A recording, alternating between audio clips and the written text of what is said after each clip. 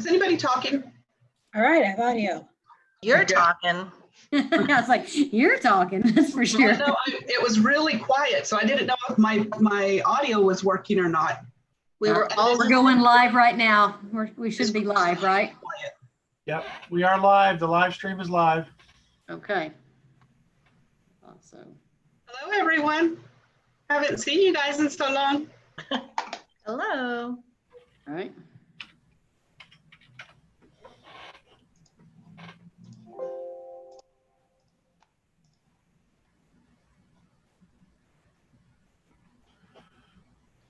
So we have both the live stream and our recording taking place at this time.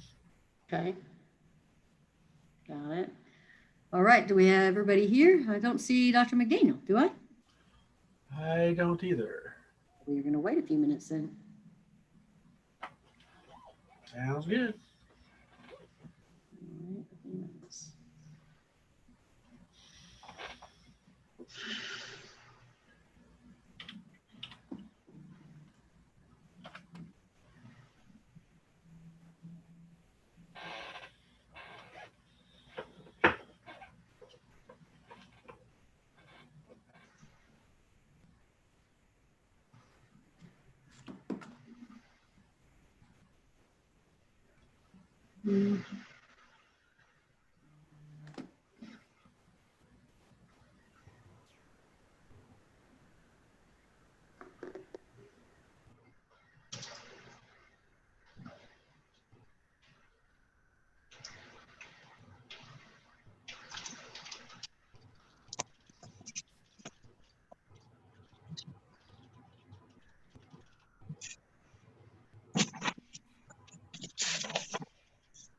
Hey, Gloria, Hello, yes.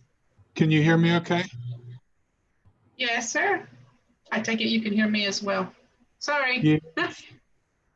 I'm having technical difficulties with my laptop, so I'm on my phone right now. I'm hoping you can hear me and see me okay.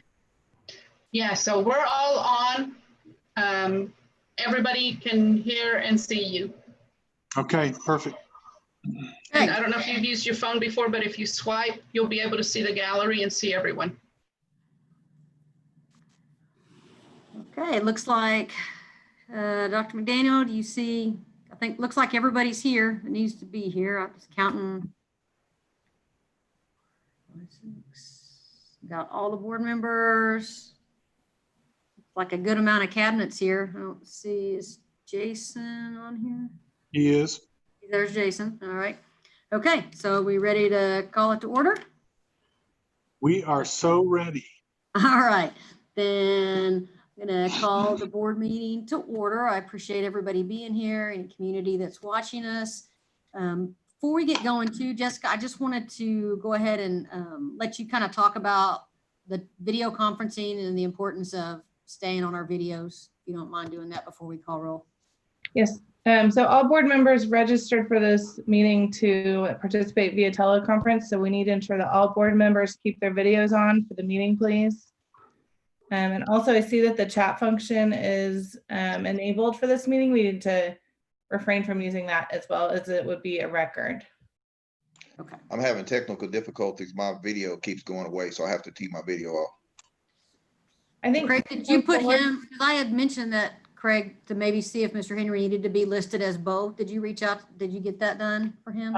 Unfortunately, that request was after we'd already filed with the county clerk. Yeah. Okay, all right. Okie dokie. So let Craig go ahead and call roll, please. Yes, ma'am. Paula Lewis, Here. Charles Henry, Present? Rebecca Budd, Here. Carrie Jacobs, Here. Mark Mann. Mark Here. Mann. Here. Thank you. Present. Thank you. Ruth Beals. Here. Thank you. Gloria Perez. Thank you. Meg McElhaney. Present. Thank you. So Jessica, before can I go back to just the teleconference and the video conference? Is there Mr. Henry's having trouble with his video, and that's totally understandable. I mean, internet stuff is hard for sure in today's times. Is there anything the board needs to do differently if Mr. Henry can't be on video, or do we just proceed? Is it just a caution, or what do you see that as?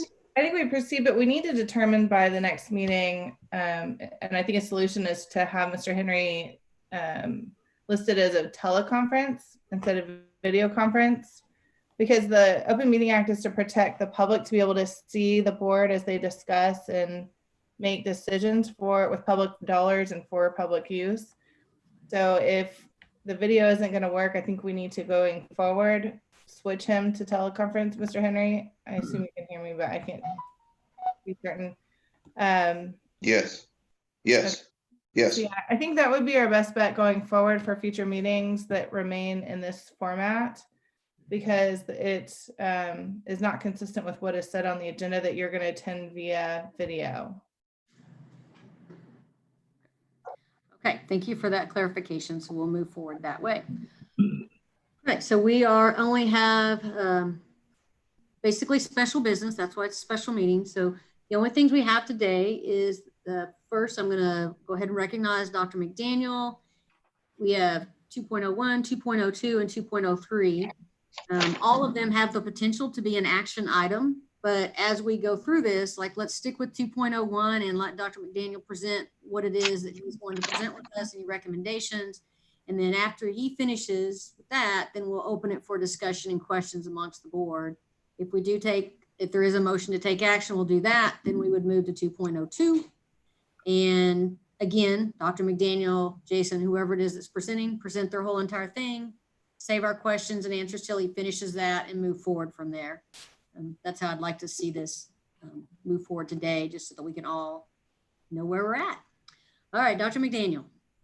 So we're going to jump into the first special business agenda item. Is that correct? Yes. Which we know that anytime we change the calendar, we need to take a calendar change to the Board of Education. And so what we're bringing forward here is a change in the calendar from a first day of school of August 10th to August 31st. I want to make a couple of comments about that, and then Jason can certainly add whatever he chooses to, and then we would answer questions if you'd like to, Chair Lewis. So we'd like to look at this independent of the other two action items. I want to go back to some comments that I've made over the last several weeks about the importance of starting school on August 10th. You've heard me say, board, a number of different times how we were really not considering changing the date from August 10th. We were more concerned and focused on what August 10th looked like. You heard me say that a number of times. So a question you may have is, okay, you said that over and over and over, and here we are, and you are asking us to approve an extension to August 31st. So let me explain it this way. From day one, as we went through the pandemic, when we were away from our kids in the spring, we knew very clearly through communication with our teachers, our families, our kids, that we needed to get our kids back to us. We needed them physically in person, and they needed us. And so we were very focused on trying everything we could to get our kids back to us. As we began to look over the weeks and at the data, the transmission rates, talk to our partners, the many that we'll talk about here in a minute that we lean on, we had to rely on one of our guiding principles, which was a principle of flexibility. And so we came to a point in time where we believed we needed to extend the start date. A lot of it has to do with our back to school plan by itself, but independent of our back to school plan, we believe that we need to give our teachers and administrators in buildings more time to prepare for the virtual aspect of going to school. Jason has said this many times before. This virtual experience that we're getting ready to launch in the fall is light years away from what the virtual experience or remote experience was in the spring. And so we need to capture every piece of time, every moment that we have to prepare ourselves for it.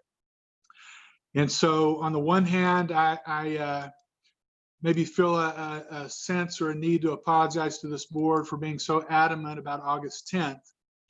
On the other hand, I believe that our guiding principle of flexibility allows for us to consider moving that date forward if we have good reasoning, and we believe we do. So with that, this action item is independent of the others. Whether another action item on this agenda passes or fails, we would still like to ask the board to extend our start date to August 31st. So that's the backstory and some of the detail behind the request. Chair Lewis.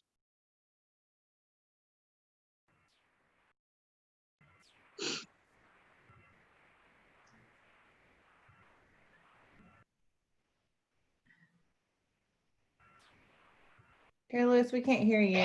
Sorry. Let's go ahead and start with any questions or comments that we have from Dr. McDaniel, or do we need to make the motion first, Craig? What's your recommendation? I have some questions, but I'll defer, but I do have some questions. Shall we discuss first or make the motion first, Craig? How do you prefer this one? I don't have a preference, Madam Chair, how you would. Let's go ahead. Mr. Henry, we'll start with District 1, then go ahead and go. Yeah. Well, this is a new virus. There's very little data regarding the effects on kids. There are too many unknowns. The Oklahoma hospitalizations, as we know, are skyrocketing. We can't really look at the number of cases. We have to look at the number of hospitalizations. And we should be skeptical about just looking at new cases. We can't trust that data as a measuring stick on whether schools should be reopened. There's no real data in regard to that. Even today, I think there were 1,714 new COVID cases, but there were about 800 backlog cases. I believe there was a positive test at our new administrative building, the Claire Luper Center, as well. The only study that we have out there is from South Korea, and they talk about young children, I think about 0 to 9, that 58% have cold symptoms and at least 1% have severe COVID disease. So if you're thinking about 35,000 children, you're looking at like 350. If you're looking at 15,000, 150. Even if you say only 9,000 kids want to come back for in-person instruction, you're looking at 90 kids that will have severe COVID disease with complications. And then you look at that 58% with cold symptoms. Mr. Henry, Mr. Yes. Henry. So we're just talking about the calendar change right now. So let's go with the calendar change. Are you going to wrap this up with the calendar change? Your Well, opinion? my statement is in regarding to the calendar change, because I don't think we should start on August the 31st. And so 58% of cold, if you have 58% of those with cold symptoms, and those symptoms are sneezing and coughing, those symptoms can further affect other people. And what I'm wanting to say is right now we're in the middle of a developing crisis. We now know that transmission of kids ages 10 through 9 spread just like adults. And we know that there's the damage and complications from COVID can occur. You can't even sometimes get the results until 2 to 3 months later. So let me ask you this. So you're saying no, you don't want to start school at all on August 31st, or just not brick and mortar, but you would be okay with virtual? Okay with virtual, but definitely not brick and mortar. So you would be okay with delivering education on August 31st, just you're opposed to delivering it in person? We can deliver, yeah, I mean, if you need more time than August 10th, I mean, virtual, we can start August the 10th or August 31st. Okay. I don't mind the virtual, but just the, as far as being an in-person instruction, brick and mortar, we definitely want to move that past October 31st, definitely past Labor Day as well. I mean, that's a hot spot because the city council even talked about that with their mask ordinance, that we wanted to move it past Labor Day. But I just want to make sure that you all understand that when you look at the daycares, that'll give you a preview of what can happen with the schools, because they do something called contact tracing, and it shows that daycares were a particular hotspot. Now, if that happened with daycares, that will happen with schools as well. And you're looking at a lot of grandparents that take care of OKCPS kids. And the persons most vulnerable, those grandparents, are poor families and Black and brown families in those communities. We also have flu season coming up in the fall. So you have to think about that, because that's going to take up bed space as well. There was a study that came out, I believe from the CDC or from the White House, that said Oklahoma, the state of Oklahoma is a particular hotspot out of 18 states. And then the hotspot in the hotspot is Oklahoma City. So now is definitely not the time to reopen. We don't need to reopen soon until we see the number of hospitalizations go down. That's the metric you look at. You look at the number of hospitalizations to make a determination of whether or not kids can be safe. Okay. Definitely All right. past Labor Day. We need to set a proposed, my request is that we set a proposed date for a review, but not a definite date. So we can have like a proposed or a target date, not a definite date. We can review that every 30 days by the board.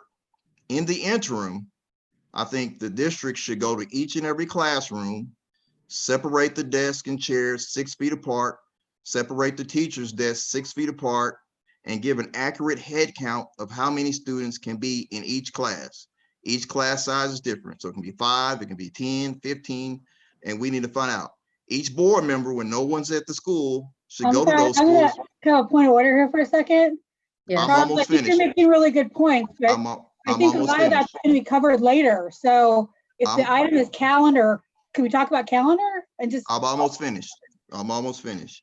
Each board member should go into the schools and visibly see, after they separated the chairs, and visually see how many students can be in each class. Because we can say I went into a classroom and I know that we can have So 15. I'm going to agree with Rebecca on this. This is definitely goes underneath the next one, 2.02, the back to school plan, because that's where we would talk about separating of desks. So let's move on with the calendar discussion, because this is just when school would be delivered. It's not how school would be delivered. It's when they would start to deliver education. Yeah, but they're concomitant, because the issue is my take.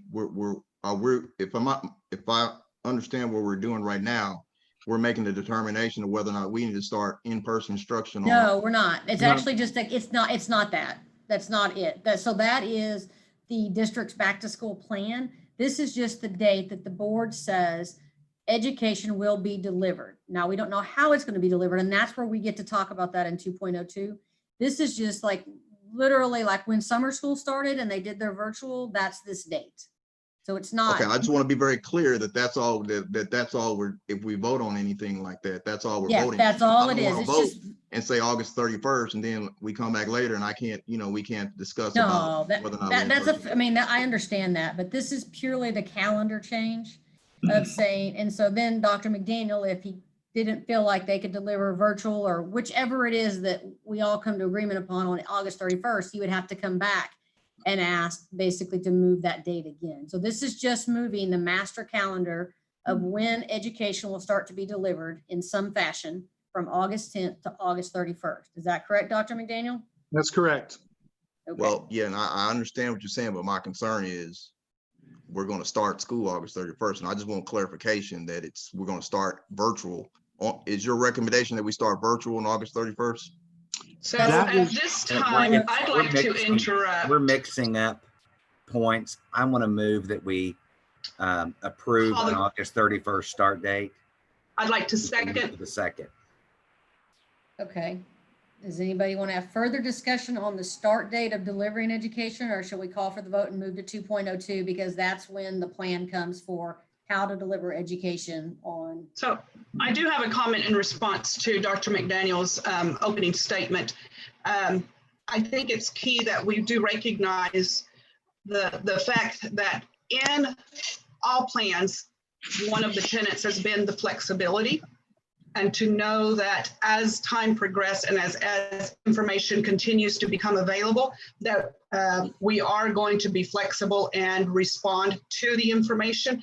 And I think it speaks volumes to the transparency of our district when we can hold fast to the belief that we're going to be able to pursue one avenue and then decide based on the new data that we are indeed being flexible. So I think that speaks volumes to the transparency to our community. So I really appreciate that bit of information, and I'm ready to vote.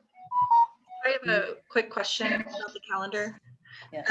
Dr. McDaniel, if we push back school, does that mean we would just tack on those days at the end of the year, or would we lose some of our built-in days, or what happens to the rest of the calendar? So we believe we'll have some options if we get an approval to begin on the 31st. We can look at other dates during the year. We have minutes built up, which account for days. We have fall break. We could take advantage of a couple of those days. And so we're hopeful, and we believe that we can begin on the 31st and still conclude school in the month of May. Okay. My opinion about changing the date is I would rather us delay and get it right than rush into an arbitrary date that's sooner than the rest of the country anyway. So I'm supportive of this. Thank you. Thank you.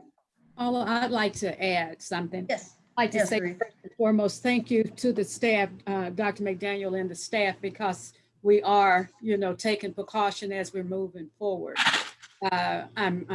I heard what Carrie said, and that was one of the conversations that I have had as well with Dr. McDaniel, as far as the stability of our students, rather than to just jump in and to give an early start date and then having to pull them out and to start all over again. I think that in the lens of stability for our students and for our parents as they have to make plans, well, then I think it's great. And so again, kudos to Dr. McDaniel and the staff to showing that we're not just making plans and not really giving a whole lots of thought to how this thing can change and being adaptable when necessary. Absolutely. Thank you, Ms. Fields. And my thing is, I understand that I don't want to confuse anybody, but not knowing about in-person instruction or not, that I'd rather the start date be after Labor Day. I think that's best for everybody.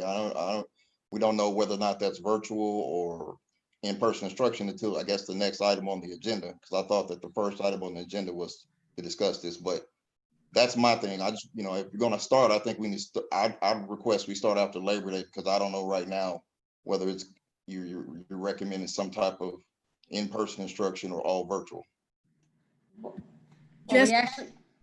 I'm sorry, just one more. I know Carrie asked a very good question as far as how will we make up those days? And I just think back to no more than a year ago when we had the continuous calendar, and that there was a lots of flexibility even within that calendar that would allow us, I'm sure, to be able to make up the difference in the days that we could possibly, need to do so. Yes, ma'am. Okay.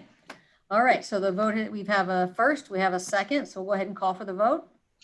Paula Lewis, Yes. Charles Henry, Abstain. Rebecca Budd, Yes. Carrie Jacobs, Yes. Mark Mann. Yes. Thank you. Ruth Fields. Yes. Thank you. Gloria Perez. Yes. Thank you. Meg McElhaney. Yes. Thank you. Having received 7 aye votes and 1 abstention, the motion carries as made. Okay, thank you. That brings us to 2.02. This is consider the approval of the OKCPS district's back to school plan. And it's my understanding from that what we're going to see is we're going to see Dr. McDaniel and Jason kind of walk us through the process of how they've come to what they would like to begin as of August 31st. So we'll let that all wrap up, and then we will go with questions and comments. Dr. McDaniel and Jason, it's all you guys. All right, perfect. Thank you, Chair Lewis. And I didn't get to say it at the very beginning, but just our gratitude again to our board.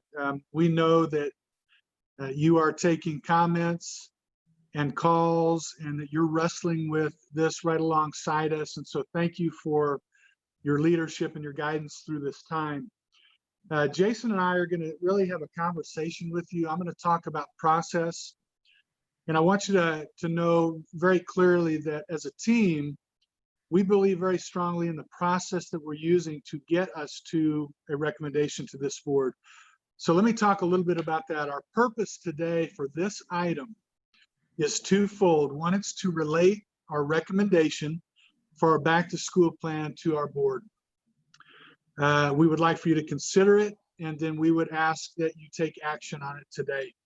Secondly, is to communicate our plan to our community at large, our parents and families, our students and teachers and other employees, and our patrons. So those are the two objectives we have with this particular agenda item. I want to talk about the process a little bit, and then Jason is going to dive into what we're calling a shift in our back to school plan. And he's going to take us through a timeline that will culminate with a recommendation we have for you. So when we think about the process, we think about teachers, we think about the input that we have received from them through Teacher Advisory Council, through dozens and dozens of direct communications via text, email, etc.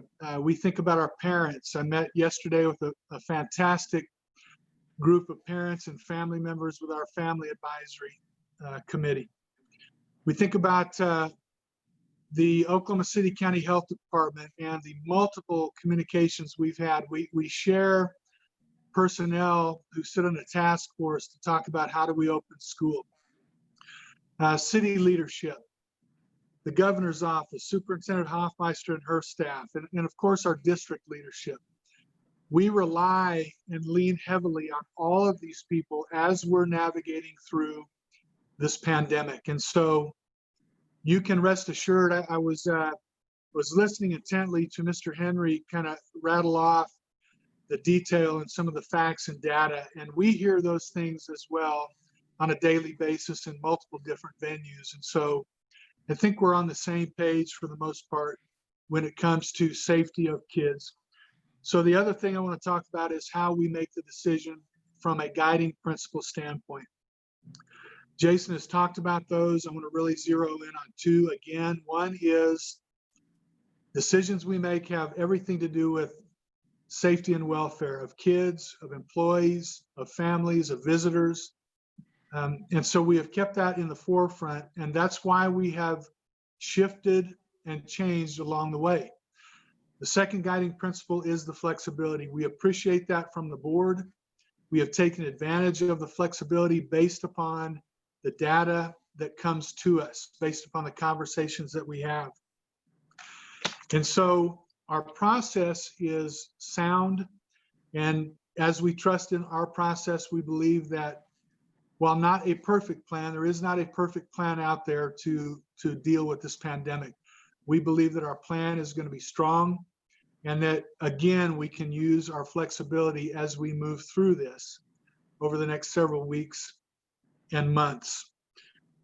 And so with that, I want to bring Jason in, and he is going to take us back to the month of March and very quickly go through a timeline so you can see and be reminded of what we have come up against, the circumstances that have existed along the way. And then we're going to throw our recommendation out there. So Jason, if you join us and take it from there, and I'm going to provide some commentary. We also have our cabinet standing by, and what I've asked them to do is if there's a detail that Jason or I miss, that they would just interrupt us and jump in and fill in the gap. So if they do that, that's by design. We want to make sure that you have all of the information that you need as we're making our recommendation to you. All right, Jason, the ball is in your court. Hey, thanks, Dr. McDaniel.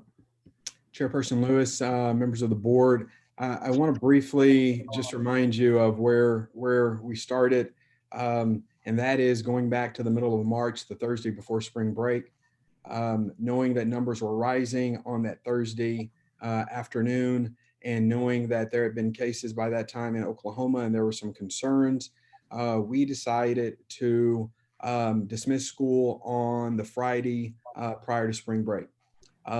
Little did teachers know, little did students know, little did parents know that as they waved goodbye to those students on that Thursday prior to spring break, that for most, that would be the last time seeing them in an instructional capacity during the year.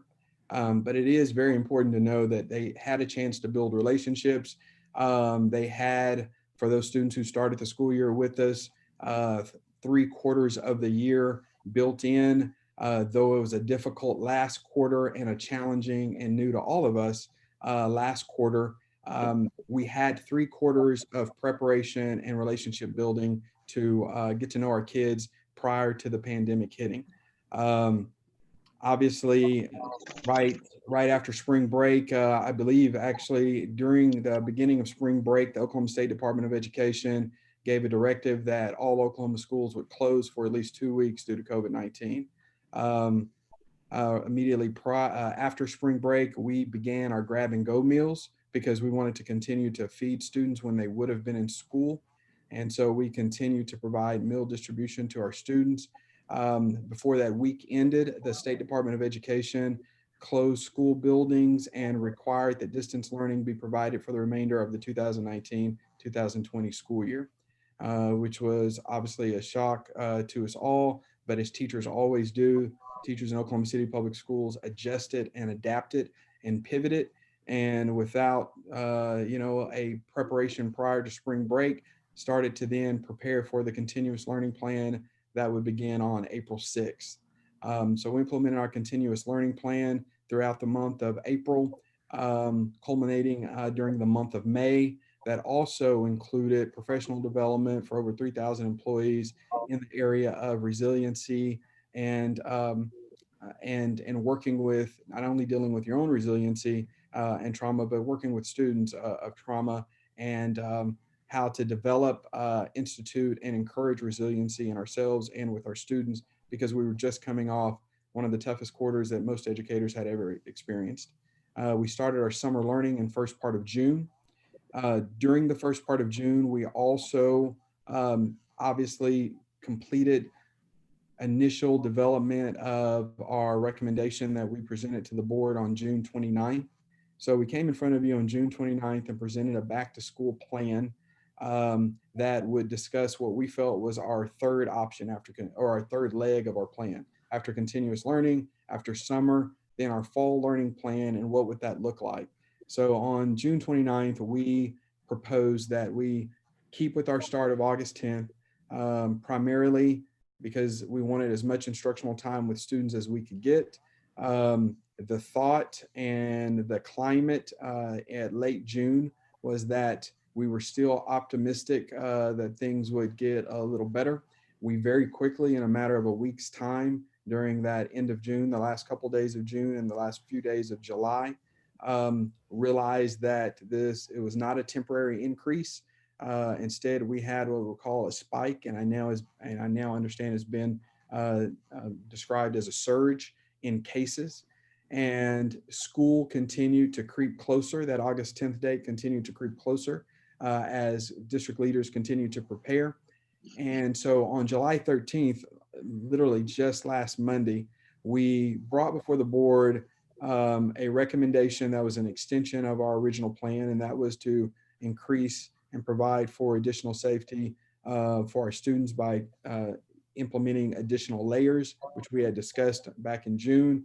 The additional layer we added on July 13th was making sure that students were in face mask during the school day. And we also not only made that recommendation as an extension of our original plan, we also brought before the board two considerations for something for you to literally consider and think about. And that is, number one, extending the start of school in case it became necessary. And two, if we had to implement our contingency plan, which would mean going to an AB model. That was, at this point, just more than a week ago. That was last Monday, July 13th. In that 8 days, unfortunately, the trend has continued to creep upwards. We have received more feedback from our parents, from our teachers.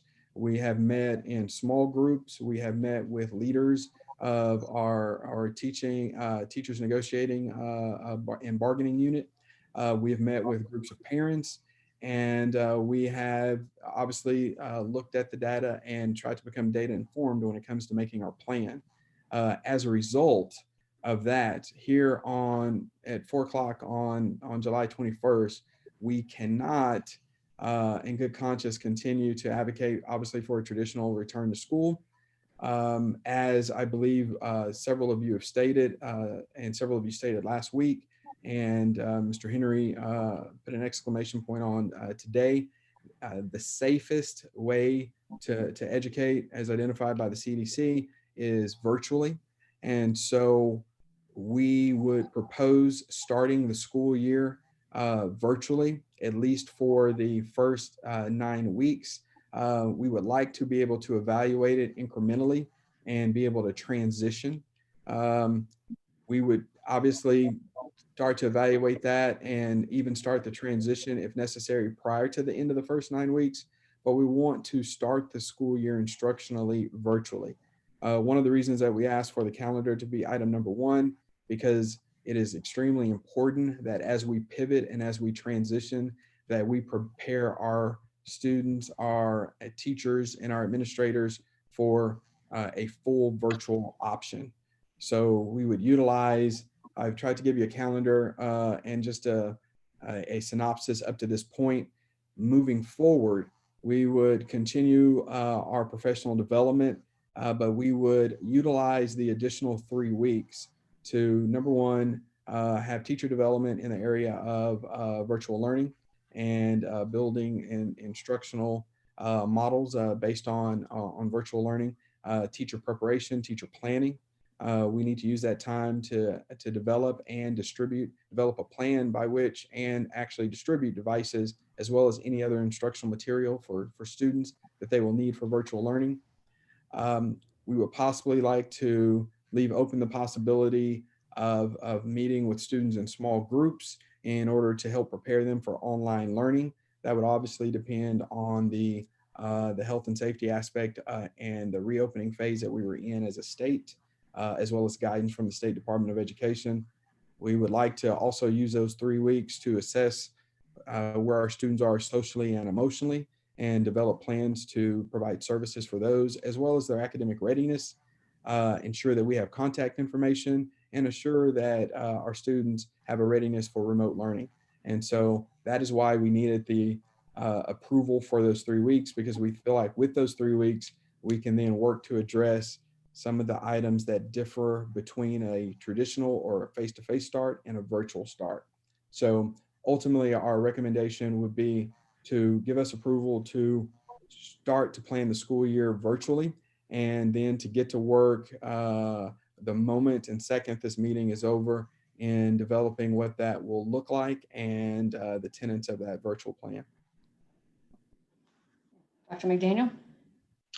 Couple things that I want to mention that go right along with Jason's narrative.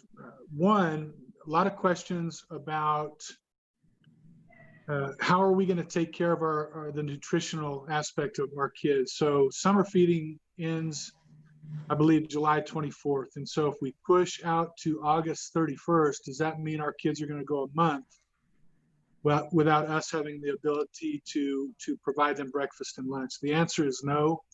We can begin on August 10th providing the grab and go or the curbside service that they were used to in the spring. We have currently applied for a waiver that would even close that gap down even further. So instead of August 10th, right around the 1st of August, if we're successful with the waiver request. So during the entire month or the better part of the month of August, we will be able to provide 2 meals every day for our kids. The second thing that I want to talk about real quickly that is not a part of our recommended vote is how we're going to address small groups of kids. So a couple things to keep in mind. On Thursday, 2 days from now, the State Department or the State Board will meet, and we're looking for additional guidance from them as a result of that meeting. Additionally, sorry about that. Additionally, a survey went out from the OSSAA, Secondary Schools Activities Association, to all member school districts regarding what we call co-curriculars. So everything from speech and debate to band to athletics. And the results of that survey will be forthcoming in the next few days. And so between the state board meeting and the results of that survey and additional guidance by the association, we will then have lots more to think about when it comes to what small groups might look like. Jason mentioned a few. I'll reiterate some of them. We would like to bring small groups back in, even though we are going to be in a virtual setting. We think that there is need for groups like special education children, the ELL population, maybe even pre-K kids. We certainly have to get devices into the hands of our kids. And so there's a lot to consider. And so we would like to separate that piece out from this recommendation until we get further guidance from those two groups. So really what this speaks to is the shift from going 100% everybody's back brick and mortar, which occurred June 30th or thereabouts by way of recommendation, to July 13th, where we backed up to an A-B model, 50% of our kids at a time, to now today, the recommendation becoming we start 100% virtually. I heard Jason say it. I want to make sure you heard it. We are recommending this and prepared for a 9-week virtual setting. We would like to be able to review that maybe halfway through, around the 30th of September. If miraculously we see our circumstances change, we would like to be able to review that and come back to the board and have that conversation about the potential to move into an AB, progressively returning. But we're prepared for 9 weeks. And so that's the gist of it. So unless Jason has something that I missed, I think we're ready to answer questions that you might have, in whatever order you guys choose. Okay, let's, Meg, you want to start us off? I don't really have any questions at this moment. I'm still just absorbing, so. All right, Gloria? You bet, thank you. I appreciate the heads up on the nutritional plan. I think that's going to be very important to many of our families as well as our staff. How soon will our staff know if they will be a part of serving lunches that early, or will that cause any type of a change to their schedules as far as having to receive notification? Jason probably has to go right ahead, Jason. Yeah, I'm sorry. Just because August 10th was our original start date, then in talking with Mr. Randall on our task force meeting this morning, we feel like it actually is a continuation of their contract, keeps everyone solid in the Student Nutrition Services Department to actually start serving curbside meals that, on that date. So we can adhere to their contract, get plenty of people in, and be ready to go curbside on August 10th. Okay. I like the idea of the check-in about halfway through being about September 30th. And I think it's a great time to look at, is there a way that we can start incrementally bringing them back? But let me be very clear on this. This is also a time when we may have discussion about extending the virtual plan. Let's say, if September 30th, we don't see some positive data, this is also a time where we would consider and have conversation about extending that virtual plan for a longer period. Is that correct? That's absolutely correct. Yes, ma'am. And then thirdly, I'm a little bit slow on this one. Help me understand what exactly are you wanting to separate from this vote when it comes to pre-K, SPED, ELL, those smaller populations, or those identified populations. Help me understand that part. Okay, so we have been anticipating for some time some guidance that would come down from the State Department of Education from Superintendent Hoffmeister. And what we want to make sure we do is give some latitude to whatever conditions she provides for us. So let's say that the State Department meets on Thursday, State Board of Education, and they provide some parameters for us. It is likely going to be patterned after the Department of Health's color-coded plan. So green, yellow, orange, red, by county, depending on where you fall, you might have certain opportunities if you were a yellow as opposed to an orange. And so I think what we're going to see is that even though we are in a virtual setting, we're likely to get some guidance on what the exceptions might be. So it may be that an exception is given for taking care of kids who are on IEPs. And even though we're virtual, in smaller groups of 2 or 3 or 5, whatever it may be, they would be allowed to come in the building during a virtual setting. We don't know what that's going to look like yet. So I hesitate to say we're in a complete 100% virtual setting, period. If the advice or guidance that comes down from the department may allow us to be more flexible than that. So that's kind of what I'm alluding to. Does that answer your question, Gloria?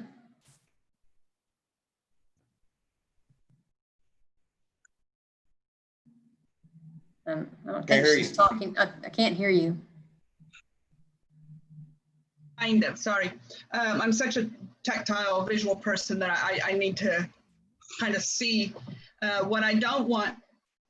What concerned me is if recommendation, because these are statewide recommendations, are, well, our IEP students can come in based on whatever criteria. When we look at 73119, which is my zip code, we have the largest impact of the state of COVID activity. Okay, so if the statewide recommendation says, yeah, we can bring our kids into small groups back, my concern is I still have a very a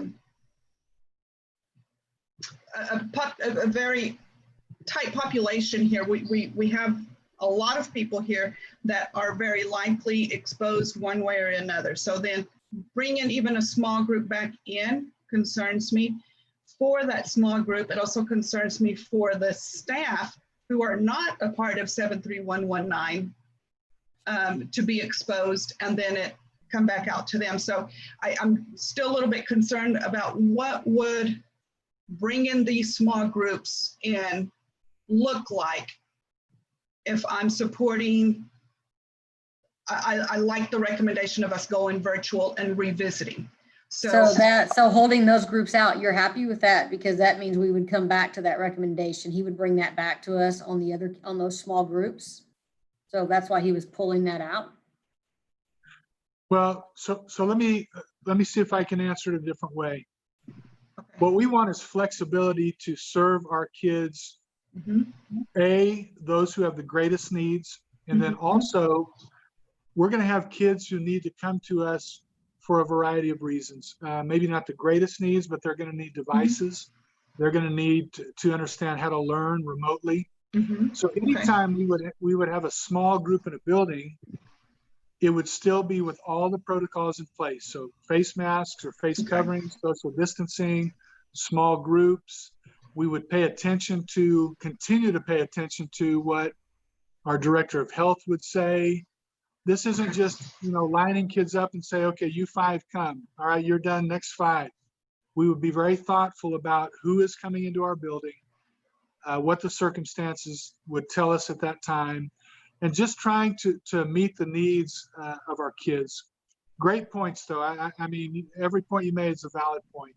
I think what I'm saying is we would like to have the flexibility to do that when the circumstances allowed for it. Okay. And then my final question is the online instruction. Would this be completely the computer program, or will we have teachers to have daily interaction with our students? And to take an example that was shared with me, there were some instructional programs where students were actually online on the computer with their teacher from 8 until 3, doing different things and engaging in different ways, but they knew that from 8 to 3, that was instructional time. Not to say that ours is going to look exactly like that, but will our teachers have will our teachers be responsible for creating the online material, curriculum per se, instructional material, or will it be 100% on the computer, or are we looking at a flex? What will that look like? Great question. Jason, details, please. Yes. So in talking with our online learning department and our new online coordinator and Ms. Tracy Skinner, who's our assistant superintendent of academics, I wanted clarification on that exact same question, Ms. Torres. And so we have a program that we established that we were ready and preparing to roll out prior to the pandemic and the onset of this issue. And so that program is called E3. It's our E3 learning program. It was to be our online and remote learning program. So in talking with that group, we still want to have E3 as an option. And so what we will do is we will line out, which I will try to briefly do for you and for the board right now, but for parents especially, we will line out very specifically what is the difference between a site-based remote learning 5 days a week and enrolling in our E3 program. One of the major differences is that the E3 program is somewhat of a commitment to a long-term virtual or remote program. And so though we know that we will not block or get in the way of a student that it just academically does not work for, we do ask that parents and students and families plan on being in that virtual program of E3 at middle school and high school, or at high school at least a semester, and at elementary and middle school at least 9 weeks. That would be our parameters prior to deciding to go with a 5-day virtual week. It is a software that has been vetted. It's accredited. You can work more independently, but let me be very clear, regardless of whether they choose the E3 program or the site remote learning, they will still be engaged with an Oklahoma City public school teacher. What the E3 program does is it allows them to work independently. So instead of, and we know how our education system is designed. Our education system is designed in the 18th century where people feel like it was designed that it takes learners 9 months to 10 months to learn a concept. When you get to high school, you spend about an hour in each concept. And we know that not all learners learn that way. Sometimes a person may need 3 semesters to get algebra and only half a year to get English, depending on where their strengths are. The E3 program allows for individuals to move at their own pace so that they can spend more time on areas where they need help and they're not moving with the whole pace of the class, and they can spend less time on areas where they show mastery. Now, we know that our teachers work their butts off to try to differentiate instruction, but as great as a teacher may be, when you have 20 students, you try those students, for the most part, you differentiate among those students, but those students as a class move through the curriculum. So on the site remote learning, which we'll do 5 days a week for anyone who doesn't enroll in E3, though it will be virtual, the class still will be moving as a unit.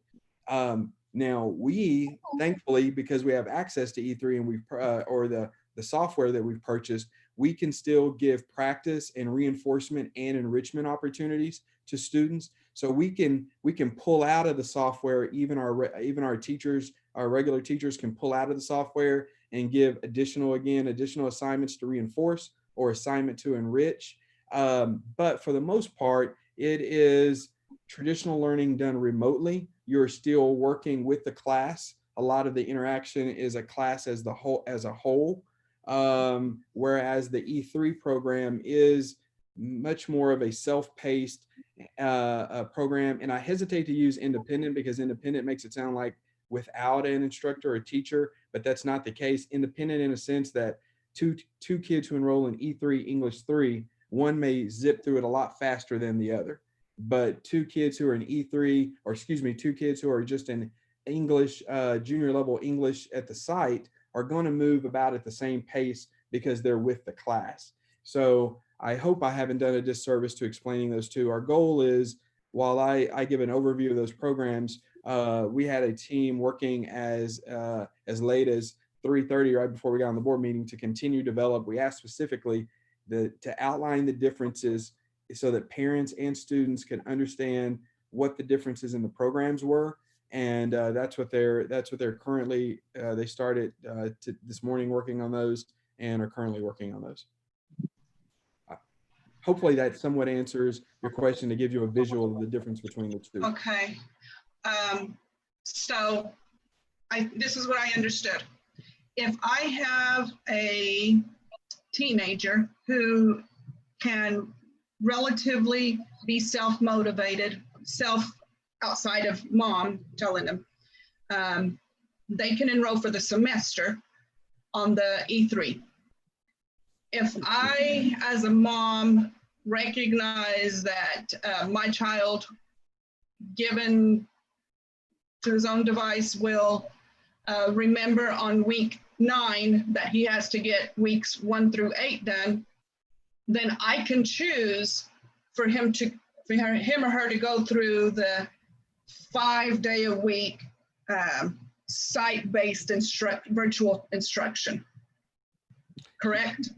Yeah. Now, while we would, sorry about that, while we would never deny a student an opportunity to move, even by your own scenario, what you've described is a student who, and our program is designed where a student couldn't get that far behind. But let's say that a student got a few weeks behind because they convinced their instructor that, hey, I'm a whiz at English, I'm working on this math now, but I'm going to come back to English. You as a mom discovered 2 weeks in, 3 weeks in that, hey, you're really a couple weeks behind. Your teacher's notified me. Your teacher says you're not keeping up, that you're not doing your work. So if you convert at that point, your son, your child is only on week 1, whereas the class is on week 3. So one of the reasons why we ask for the 9-week or semester increments is because they're good times to make the transition, because you know exactly where the other class is going to be at 9 weeks. So your student makes the transition and they've only done, they may be smart as a whip, but only done a week's worth of work. Whereas the regular class, because they're moving along consistently, in week 3, they're on week 3. So we do try to ask that you enter the stream, if you will, at the most appropriate time. But those things also happen when a student moves from another district. Those things happen when students come back to us, like they often do from charter schools. Our teachers adapt and adjust and get them caught up, but it's not the best method. If you can enter the stream at the most appropriate time, it's better for the student, but we would never deny a student an opportunity who one method was not working academically and they needed to move over, just like we never deny a student who came in, regardless of what their previous school taught them. We're going to take them and we're going to get them caught up. We're going to do what we need to do. But there are some better times to enter the stream to move over. Okay, thank you. That covered all my questions. I appreciate it. All right. Ruth? Yes, I have more concerns than questions that hopefully that will transpire into answers. Jason, you just made a comment as far as us catching up students that have come back from charter, but we often know that oftentimes that charters are catching up children that have come from our public schools to go to the charter. So let's not, use that. Let's also accept the responsibility that even in our district, that we must acknowledge that we have students that are 2 and 3 grade levels that are behind prior to the pandemic. So that is going to give us a greater challenge, for what it is that we do as a district, because when this is all over, and I'm praying and asking God that it is soon, well, we're going to have to address all of these concerns once we get back into the classroom. I've asked on at least 2 or 3 occasions, even on these meetings, as far as what model of meetings that we're going to be having. I'm sorry, but what model of meetings that we're going to be using, the virtual meetings. I've asked about the virtual classrooms. I know that you've just given an example of the the 3E, is it the 3E? Yeah, 3E learning. And you've also given the model of the site remote programs. And even with your explanation that you've given to us now, I'm still not completely clear. I am a visual person, so perhaps I need to get with the administrative team to try to find out exactly what that would look like. When I think about the virtual classroom, that is just, it is one of the, and I think I gave this example before, is that having a classroom teacher that is in a remote area, but then if he or she has 20 students, well, then they all will sign in at the same time, and that they would be able to interchange with the teacher, and if they have questions in real time, they would be able to have those answered. Not only that, that's a tracking as far as attendance, because they would have to check in at a specific time for whenever that class period is. So, you know, when I think of an idea and I can be shown something different, then that is what I can see. I know at our last board meeting that Gloria, she shared the concerns as far as with our students, some in the abuse and maybe partnering with others to go into the homes to try to make sure. And again, that particular model would allow us to see things at that time. So anyway, so that's, and again, I guess I need to reach out to Tracy or someone to kind of get a real view of what the 3E learning program, because we don't have the time. And so I'm not going to even ask you to try to go any further with that, because I just didn't get it. The next one is how, and again, like we were doing when we came out for the fall, my concern is as far as us being intentional to reach out to our students and making sure what their needs are. Not only with the teachers, but then your counselors and whomever else that might have responsibility for those children or for those families, and to making sure what their needs are. You know, if the student is getting so stressed out because of the online or whatever, is there some extra resources that are needed as far as from the mental health perspective or whatever that need might be. So those are some things that I would definitely like for the district to do and well, to think about as you all are doing your plan. I'm not telling you how to do the plan, but these are things that I would like for us to think about. Another area is that, okay, is that, and I wrote some notes down, and I'm trying to now decipher my own notes. Okay, physical I understand that. Yes, the physical layout of the building. And I have read some articles to where that even as they are talking about physically coming back into the buildings, that they have laid out like different squares on the floor. That way, you know that this is a distance between, and this is an area to where that you should be at whatever given time, to make sure, because a kid is not going to think like us as adults. Oh, okay, this is 6 feet or whatever the measurement is. And so anyway, making sure that we're looking into having a visual, physical distancing in the buildings wherever they are. Another area is the current extracurricular activities, our athletes. I know that in Middale we had that there was an incident to where that a young lady, and you guys are probably aware of it, that had tested positive for COVID. I know that we also work with OSSA with as far as what their plans are for starting the sports or however, but until they get to that point, it is our responsibility to make sure that we are keeping them safe, you know, as well. So again, making sure that they are, that we're following some protocol that's going to address this COVID concern that we have. One of the other things that I have concern about is that which of the teachers under the model that under your proposal, I should say, under the proposal now, and we're talking about the possibility of starting in a virtual way. With all of the teachers current teachers that we have and that we have contracted to come back, will they be teaching virtually? Have they gotten the proper training for them to teach virtually?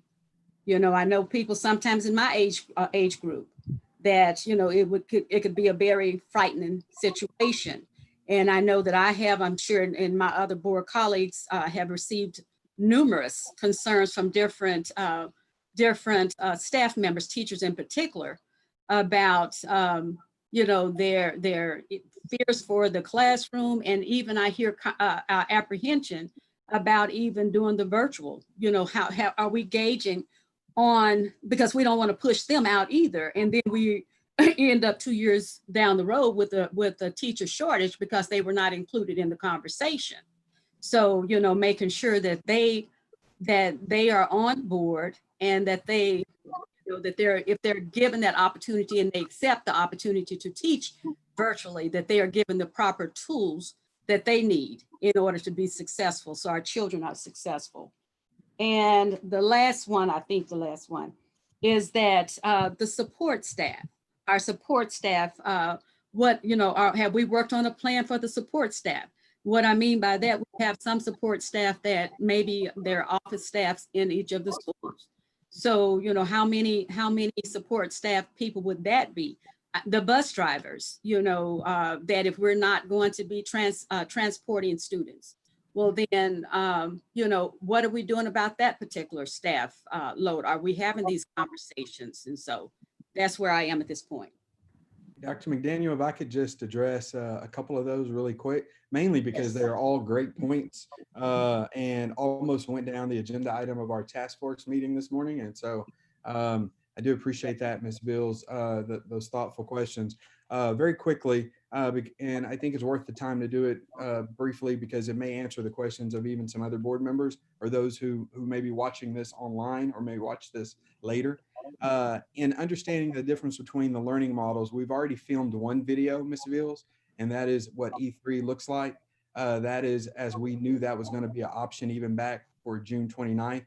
So we'll have to work on filming another video to go along with the narrative and print material that we will supply parents to allow them to understand the differences. Not only a narrative and an email, but also a video that they can actually see visually what they look like, how they look differently. And I will tell you, there will be interaction in one model or the other between teacher and student. I got a little excited because I thought about my own teaching career very briefly. If you're teaching online, one method when we talk about teacher interaction is that kids log on at 8 o'clock, which is the time that they would typically have that class, and they log on at 8, and there may be a lecture at the beginning, and then you start taking questions before you give practice to reinforce it. If you have students who have more questions than others, using this format right now, I would say, you know, Ms. Lewis, Ms. Budd, Ms. Torres, you go ahead and get started on the extra assignment. If I could keep you, Ms. Jacobs and Ms. Beals, if I could keep you, if you just stay on the Zoom call a little longer, we're going to discuss this a little more. That's exactly how it would happen virtually because it's how it happens in the classroom. Sometimes it is, and that's why I love the video portion. You can tell them, hey, by 8 o'clock tomorrow, then I need you to watch this clip of this piece of literature that we're going to dissect starting tomorrow. And your responsibility is to watch it before we log on. Then when we log on, you could have watched it at 4 o'clock in the morning, 6 o'clock in the morning, or 5 minutes before we logged on. When we log on, we start taking questions and discussing the material, just like you would assign a chapter to have read the previous night.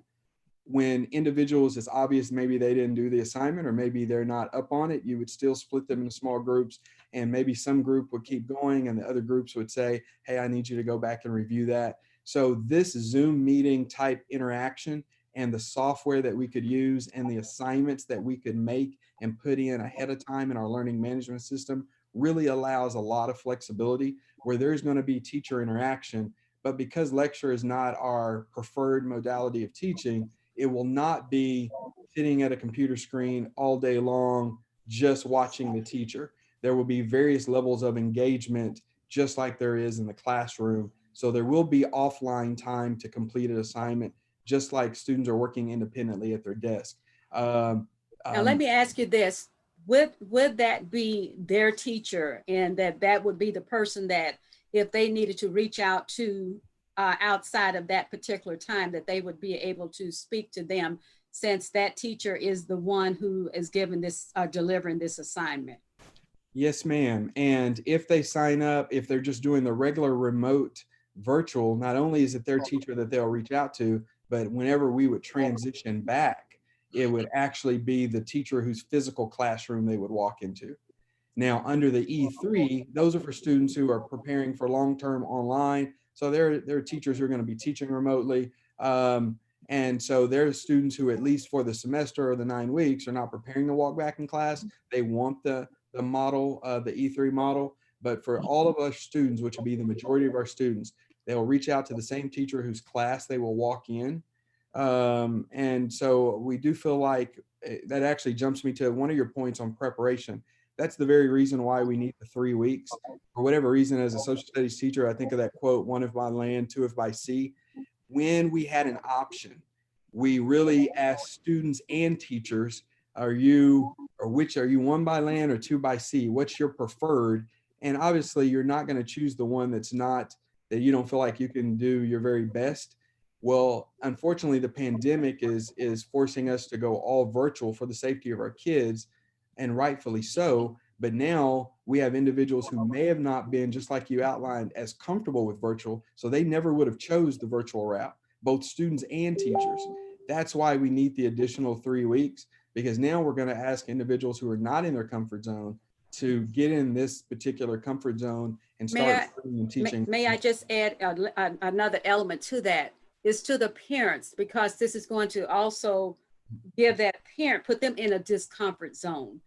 And so, already from the in-person, oftentimes that some of us parents were not able to assist our students, in learning. So now when we're online, that's going to be another layer. And if there's somewhere or some way that, I don't know how, if it's virtually or somehow, that we can also do some type of a workshop or something helping them with understanding, how to virtually assist their students. And then when they run into a problem or a place that they're not able to do so, is there a place that or someone in the district that they can reach out to? Because I'm telling you that it can be very fearful. And I can say for myself, 5 years ago when I went back to school, and that trying to do these virtual things, it was no joke. So. Well, and Dr. McDaniel and Ms. Vills, I appreciate your patience and allowing me to explain these. My last 2 items, and then we'll take any other questions or however Chairperson Lewis wants to move on. But the last things I would mention is that, number one, as Dr. McDaniel stated on the athletics part, one of the reasons we wanted to pull that out, because there's so much unknown, and we would hate, I would absolutely just feel horrible if we made a decision early on without, for example, I'll use an example. I just cannot imagine or picture that we would say at this juncture, no athletics, no Spencer softball, no Star Spencer or Douglas football. And yet those student athletes watched all of their peers around the metro area continue to participate without us first knowing what the OSSAA is going to do in general. Then we have at this juncture on July 21st made a decision that affects. Now, as bad as the spring was, the only silver lining is that we were all in it together.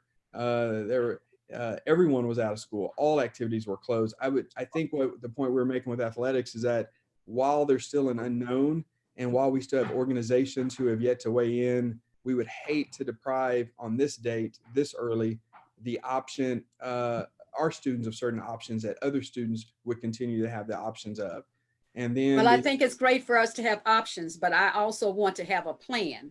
Yes, ma'am. An option. My option is that you can jump over in the ocean and hope that you can drink all the water. But what is the plan? So that's what my concern is about, the plans that we have to keep these children as safe as we can. Good point. Thank you very much. I do appreciate that. And it's very well taken. Make a note of that. And we do have plans, but we'll make sure that we're on that and have all of our T's crossed and I's dotted. Lastly, and then we'll keep moving on support staff. We're just going to have to rethink. Transportation is one of the more difficult ones, but we have some ideas. Imagine a mobile bus or mobile clinic that rolls through the neighborhood. But some of our ideas on our support staff. We have a good example is we have bilingual support staff, bilingual educators, paraprofessionals. We're now going to, the need is still there. The need just changes. Now people will be calling into our helpline to say, hey, I'm having trouble logging on to that lesson. And that person may not speak, that family may not speak English. And so we still have a need for those services. We just have to reimagine and rethink how they're going to be used, which is also why we need the time. That includes our nurses, support staff, TAs, all of those who support our kids. We're just going to have to, that's why we need that time to make sure that we still provide services to our students. It's just going to be done in a new and different way. Okay. I have questions whenever everybody's done. All right, well, let's go with Mark's next, District 4. We're just going backwards. I just want to say great plan, and I think you've covered a lot of my questions. My biggest question, you touched on teacher training a little bit, but I'm a little concerned about making sure we train those the administrators as well, so that they can keep an eye and make sure that kids are on track to be where they should be at the 9-week mark or at the semester mark, and that they understand how to utilize those tools to work with their teachers and their families. So we have a plan on teacher training, on admin training as well. First training for administrators starts tomorrow morning at 8 o'clock, actually. Now we're going to have to expand on that. We were going to have a certain level of training. Now that we have a couple weeks upon approval, the board approving to move the start date back, we're going to have to expand upon that and really spend the time, because now it's going to be all of our administrators. But yeah, you're exactly right. It is teachers, administrators, it is all parties understanding what this new paradigm looks like, feels like, and how to interact within it. Yeah, because it's really a paradigm shift for a lot of people. It is. And I was going to ask about COVID-19 testing, but I guess if we're going to all be remote, then I can email you that question and we can save that for another time. That's all I have. Right. Carrie? Yes, thank you. I have several questions. So Ruth, thank you for bringing up our support staff. What about people who are site-based, like our nurses, custodians, bus drivers is one. I don't want anyone to lose their job or feel like they have to leave our district because of the pandemic. Are we going to be able to keep all of our positions? And obviously Dr. McDaniel will want to weigh in on that too. We identified pretty early, while we have some ideas and we plan on making sure that we put our public's money to good use in service of our kids, the most difficult to get creative with happens to be our bus drivers. Custodial services are contracted. We can always decrease the amount of services with that contract where we don't have as many in the building because we don't have as many people in the building, or we're not using the buildings at certain times. We feel like we can utilize the rest of our support staff in service of kids. And we feel like, given the time and some creativity to actually provide, the mobile book bus, I know they literally started planning when they're going to meet on what a mobile book bus and what instructional materials look like that can get out in the community, what that actually looks like. So that's going to take a little more creativity, but we're committed to, like you said, try to keep all of our, not only just working for the sake of working, but working for the sake of kids. We just went through P2G, this massive change. We fought so hard to get librarians and nurses. And now I'm just like, can we please make sure that we're still serving our kids with those librarians and nurses that we just did this huge change for? So I'm glad to hear that that you guys are discussing creative ways to put those services to use. Will staff still start back July 31? Is that the same start date, even though the school start date changed, kids start date changed? Yes, very quickly. Everyone would be, there are going to be some non-work days for some employees in order to make sure that they're still on the calendar and working the extra week. The first 2 weeks were, you approved extending 3 weeks. The first 2 weeks, we actually do not have to extend the school year as a result of utilizing what the state has now done, which is allow us to declare some virtual days. So we can actually have virtual learning days, and we look to utilize, and that some of that will come up in item number 3 when you discuss that. But very briefly, for example, the first 2 days of fall break can be converted to virtual learning days, where that means that support staff, that's an off day for them, but teachers and students continue to learn. That allows us to extend, for every off day they have, that allows us for them to work 1 extra day in the spring, so that they can keep with a continuous paycheck. And so we've looked at the calendar. We have a plan for the first 2 weeks, and then we'll need to add the additional 5 days to the calendar for that 3rd week that gets us to the 31st.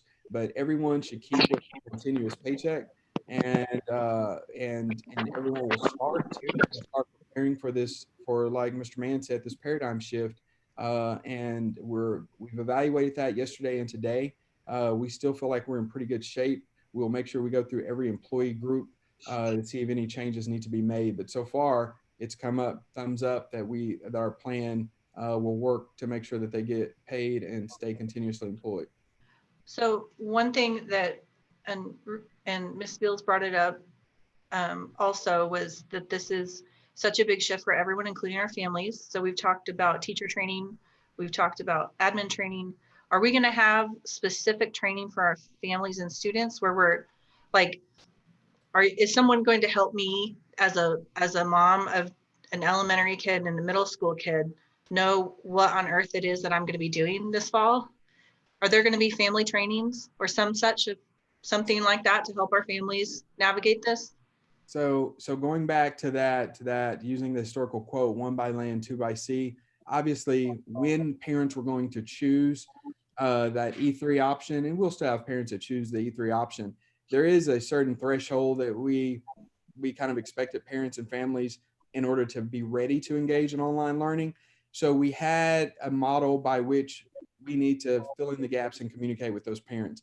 Now we're taking every parent, regardless of where they are and what their technology proficiency, or grandparents or guardians, and sometimes older siblings, we're taking that person who would not have maybe opted for that because of their technology proficiency. So that's something that we're going to have to, starting hitting the ground running tomorrow. How do we get our parents who may have not volunteered for virtual, not because they didn't like it, just because of their own proficiency and preparation, and build their proficiency in their preparation.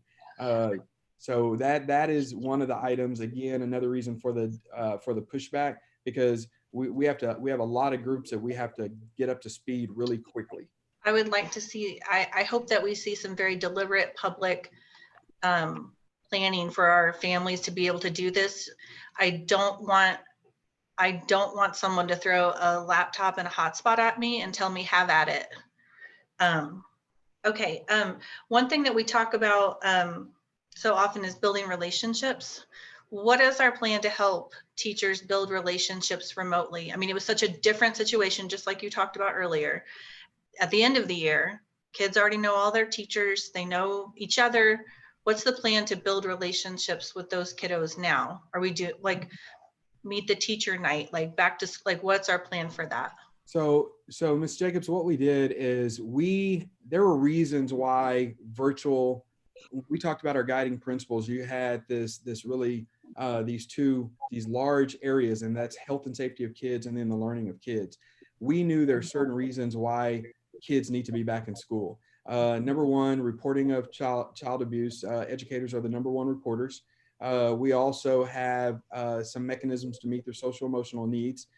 We build relationships with them, and schools are not built for social distancing. Schools are actually built for social interaction. So there is some socializing that comes with school. So what we decided to do are all of those reasons why virtual education was difficult, or why we were wishing and hoping and optimistic we would be able to return. We now have turned the 5 reasons why and flip those to say, now we have to solve them.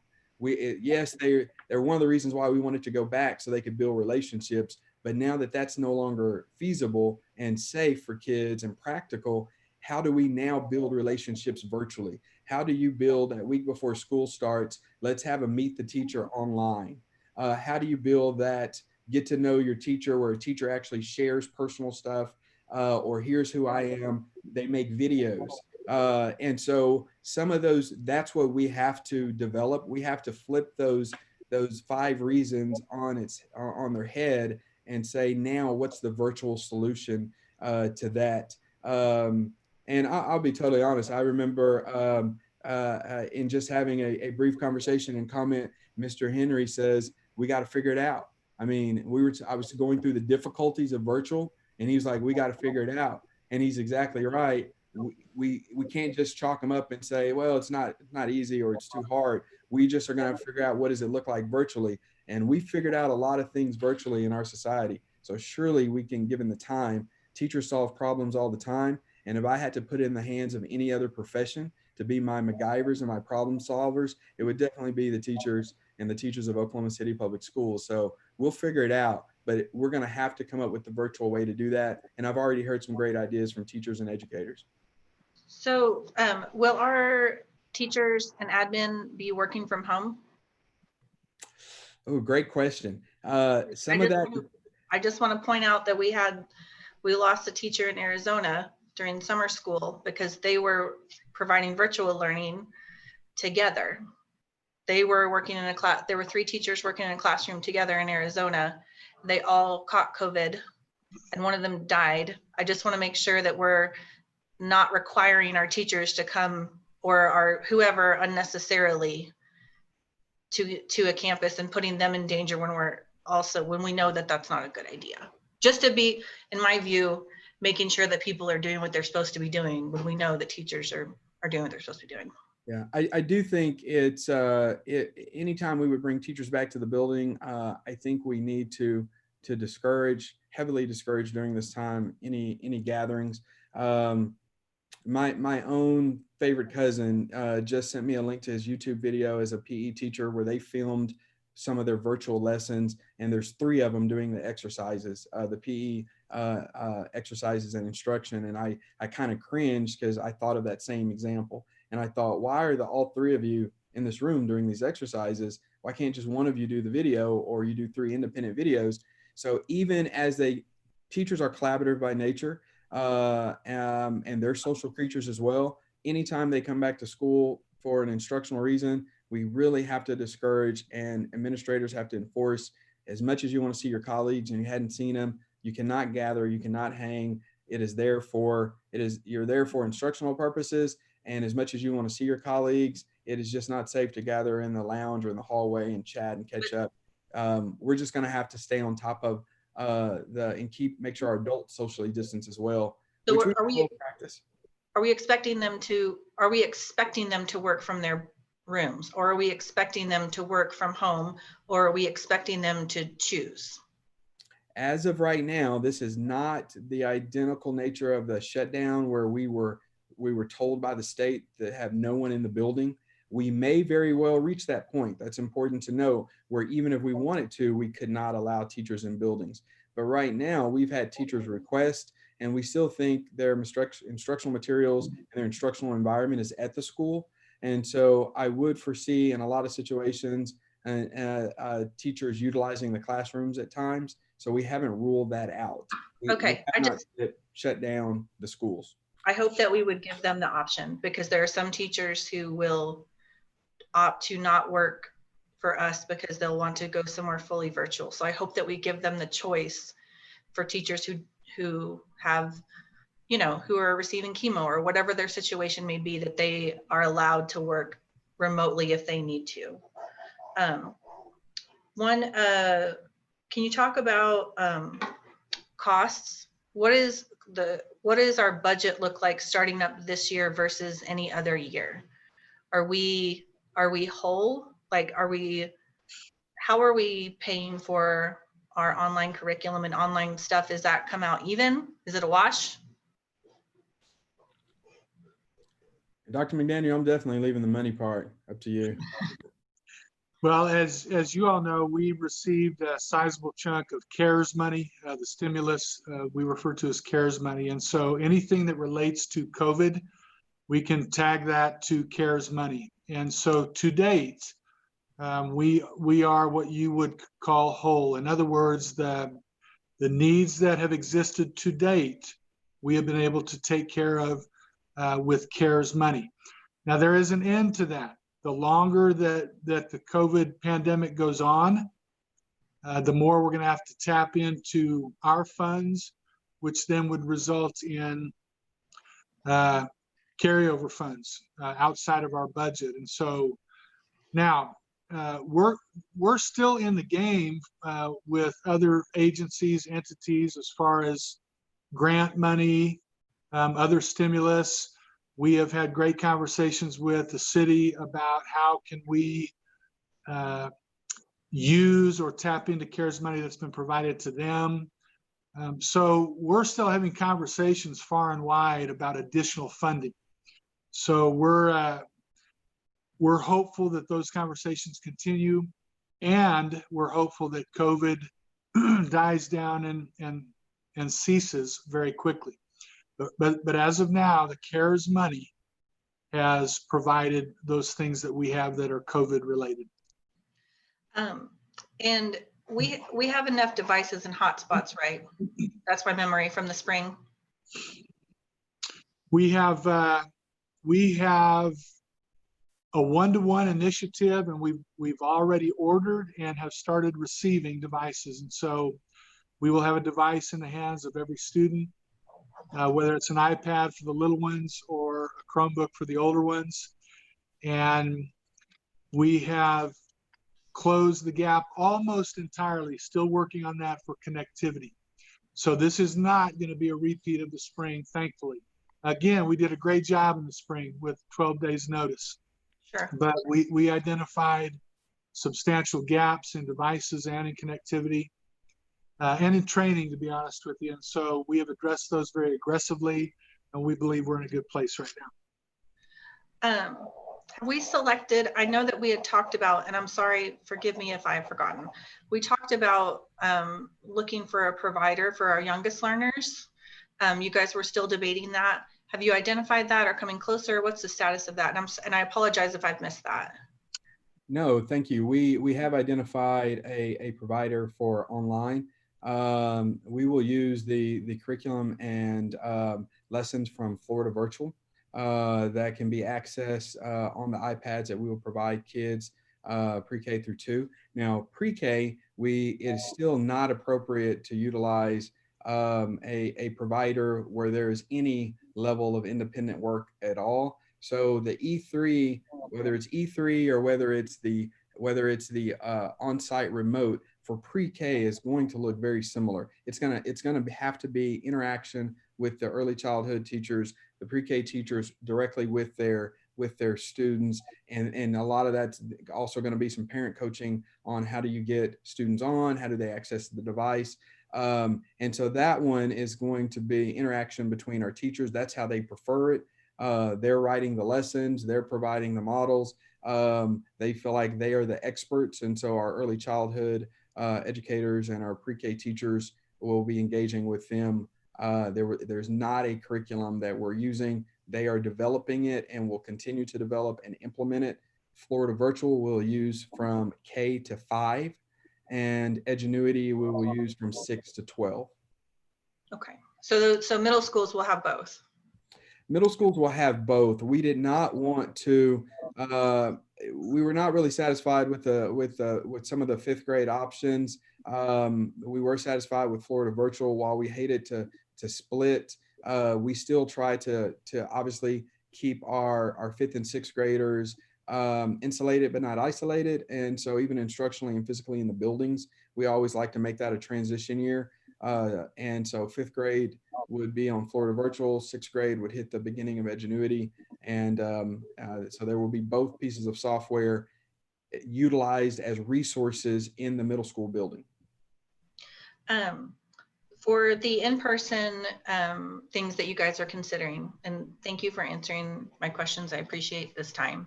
Could that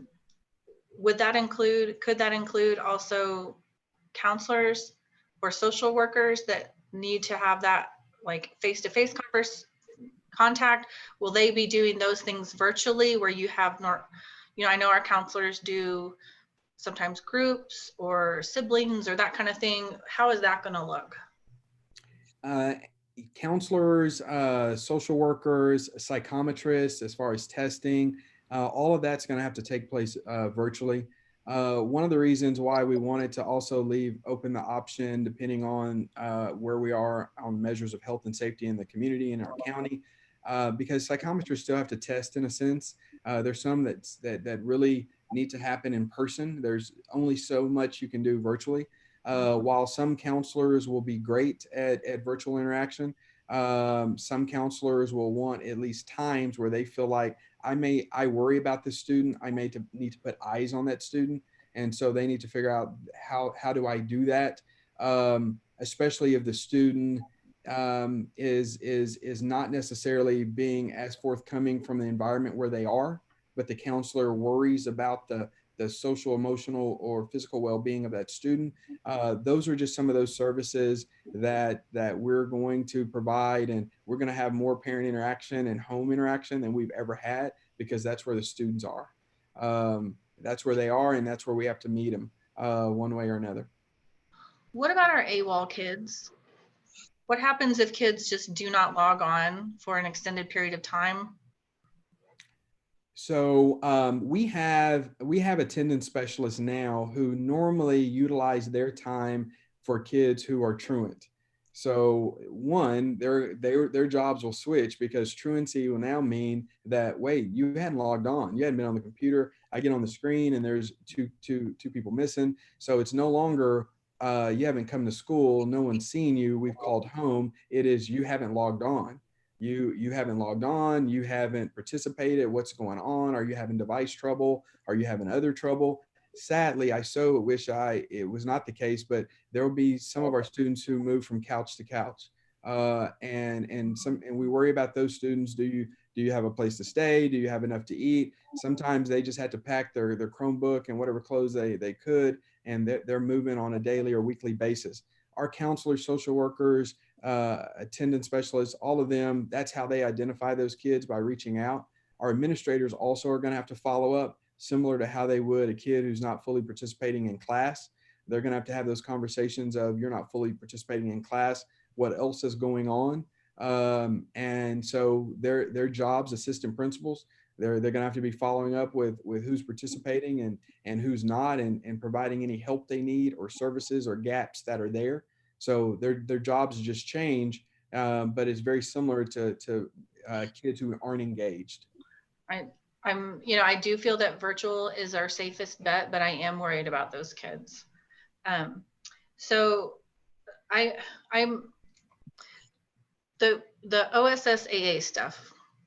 I do understand, like, it's going to be, do you really want to get 100 kids together to sing in a choir? Probably not. However, I do know that OSSAA is a statewide organization that may have districts that are in a vastly different situation than we're in. Smaller districts that have no cases in their towns. I am a little nervous saying, well, are we just going to do what OSSAA says to do? Are we going to, the vote about, okay, we'll just be very honest. The vote about the back to school for athletics, was not what was best for our kids. And so we said, okay, we're going to go ahead and do what's best for our kids, even though that's not what OSSAA board voted to do. And I know that you're on that board, Dr. McDaniel. So tell me, I'm just a little leery about what is going to happen. Talk to me about this. Sure. The OSSAA has already given guidance, and the guidance is that fall sports will proceed. What they did yesterday was sent out a survey. They've been getting feedback. As a board member, I've been getting feedback, wanting some clarification on what proceed means. And so the staff from the OSSAA several weeks ago had a recommendation. It was well thought out, in my opinion. That's why I voted on it. And it phased athletes, student athletes and activities and coaches back into a sense of normalcy after the pandemic in the spring. Right. And so our kids went with that. The vote of the board was a 7-6 vote against the recommendation. And basically from that moment forward, the very next day, we had districts, depending on what was happening in their community, from a transmission standpoint, a data standpoint, they had kids back together the very next day in some form or fashion. We did not believe that was prudent for us. So we followed the OSSAA recommendation, which was a phased in approach. Phase 1, weights and conditioning, basically. Phase 2, small groups, and then phase 3, which was really not phase 3, it was a return to fall sports. That's where we are right now. So across our district, we have been practicing with our fall sports. I think the interesting news is, and what maybe causes me a little hesitation to say, hey, let's shut everything down, is we have about 600 athletes on 8 different campuses right now who have been together for about 3 months. We have yet to have a single COVID positive case among student athletes. They are following protocols remarkably well. So kudos to our administrators and our coaches and our athletic director, because they are being vigilant about protocols. So what we want to do is listen to what the OSSAA staff says, take some guidance from them, and use it as a minimum. You know, here's a minimum of what we can do, but let's look at Oklahoma City Public Schools and do the right thing by our community, our kids. Jason talked about a variable that's very important to us. If we can be safe and follow protocols, knowing these kids have been together for a prolonged period of time already, safely, we want to be able to consider, does that make sense for us to move it forward? If it does, then that's what we'll do. If there is a consensus that we cannot move forward safely, then we have to consider that as well. I don't like the thought any more than anybody that all the surrounding districts may decide to proceed because that's what the OSSAA has said we could do.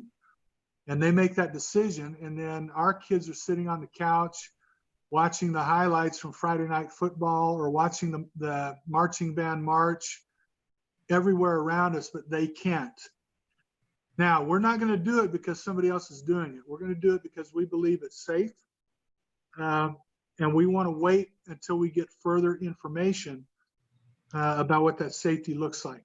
I think the information we get from the state board on Thursday could also play a part in OSSAA athletics. And so we want to wait a little bit on that and do the right thing for our kids, for our coaches and families, but be safe about it. So that's kind of where we are. Okay. I have just a couple more, I swear, and then I'm done. So just to confirm that with the all virtual start, kids will be enrolled in their neighborhood school, and then we'll have their teachers that if and when we go back in person, they will have those same teachers. Kids will be enrolled in their neighborhood school. They will have an option if they want to participate in the E3 program. If they say, look, I like the virtual option, regardless of the pandemic, I would have done that. Or if you have parents that say, look, we want to go ahead and just commit for the semester, even if it gets better for us, we're into this virtual for the first half of the year. at least, maybe the whole year. Those individuals could enroll in E3, and their teachers themselves are virtual teachers under E3. So Okay, no, they would not necessarily, those that opt for the E3 program will not necessarily have that teacher will still teach virtual. If the student decides to come back to school, their teacher is staying virtual. They are a virtual teacher in E3. But the majority of our kids, everyone else, unless you purposely opt for this specific self-paced program, then you're going to get the teacher that you will then phase back into their class. You're going to get the same teacher that you'll see. that's what I'm wanting to make sure that I'm going to do virtual with Mr. Brown. And then if and when we go back, I'm going to have Mr. Brown in class. Yes. And one of the reasons that's important is because we are very hopeful, obviously prayerful that this pandemic ends and students are able to return. We still probably need that contingency plan to ease back a return. So not only would you have Mr. Brown, but somewhere you're still going to be labeled an A student or a B student, just so that while it won't matter now per se, if we start to transition, you may only come on Monday or Tuesday starting in October. So we still want to prepare the system to transition back so that we have a clean transition back to 2 days, 3 days, 5 days. So we have to build it where the majority of our kids are, unless they opt differently, are opting for their regular schedule and dealing with and working with their regular teacher. What about for specials? What about will elementary have specials, or how will that? What will those teachers teach those? How will that work? Like all Mr. Brown's kids all do PE together at home at 10 a.m. on Tuesdays or something? How will that work? One, we will still have specials, and I think I referenced earlier my cousin, who's a wonderful educator, who was a PE teacher, and the lessons that he's doing to get his kids moving. I had to chuckle at first because I'm not sure how they get 5 and 6 year olds to do PE and music in the first place. That is an expertise that I do not have, but those teachers do, and they will just have to do that virtually. Again, because I happened to watch a video today, I watched several PE teachers go over exercises and what they needed to do and how long they needed to do, and even tell them what they needed to do prior to the next day. So whether there was a certain amount of jumping jacks or stretches or running in place or staying active, or ideas on how they stay physically active even while on a Zoom call, but not interrupting the Zoom call. And so, yes, we will still be interacting with those kids. What about, so for secondary schedule, will there be still like a master schedule, and like, I'm going to have Miss Lewis for English first hour, and I'm going to have Miss Torres for math second hour? Is it going to be like that for secondary? Yes, ma'am. Again, that's the only way we can really transition back is to put kids in a normal schedule and have them assign teachers and teachers assign rosters. And yes, ma'am. And then my last question, until I think of more questions later, is for the site-based virtual learning versus the E3, for our families that are going to be deciding this. You know, I'm imagining myself as a parent, that might be something I go into the school physically, and I would talk to the counselor and say, here's my kid. What do you think is a good fit? What do you think are the options? Like, what should we do, and talk that through? And that's not possible right now. I think it would be great if we could, in addition to offering those resources explaining the difference, maybe that there could be some kind of way for parents to talk to guidance counselors about their specific situation, because, you know, maybe I watch a video and maybe I look at a diagram, and, you know, like I was thinking when Gloria and Ruth were talking about, if I'm looking at like a flow chart, maybe I still get to the end and I'm not sure what's best for my kid, or my kid might not know what's the better option. I would really like for us to have a live human being to kind of counsel families through those decisions. So that's it. And I will shut up. Thank you very much. Thank you. Okay. Appreciate it. Great idea. Thanks, Carrie. Rebecca, Bud? Thanks, Jason, for all the details that you literally had a day to think through. I am actually not looking for like answers or details. I just want to talk a little bit about two different groups that I've kind of thinking about. One, which is special education, and I know the state board is going to be meeting, and their color coding system is going to have a lot of input on what can and can't be done for special ed.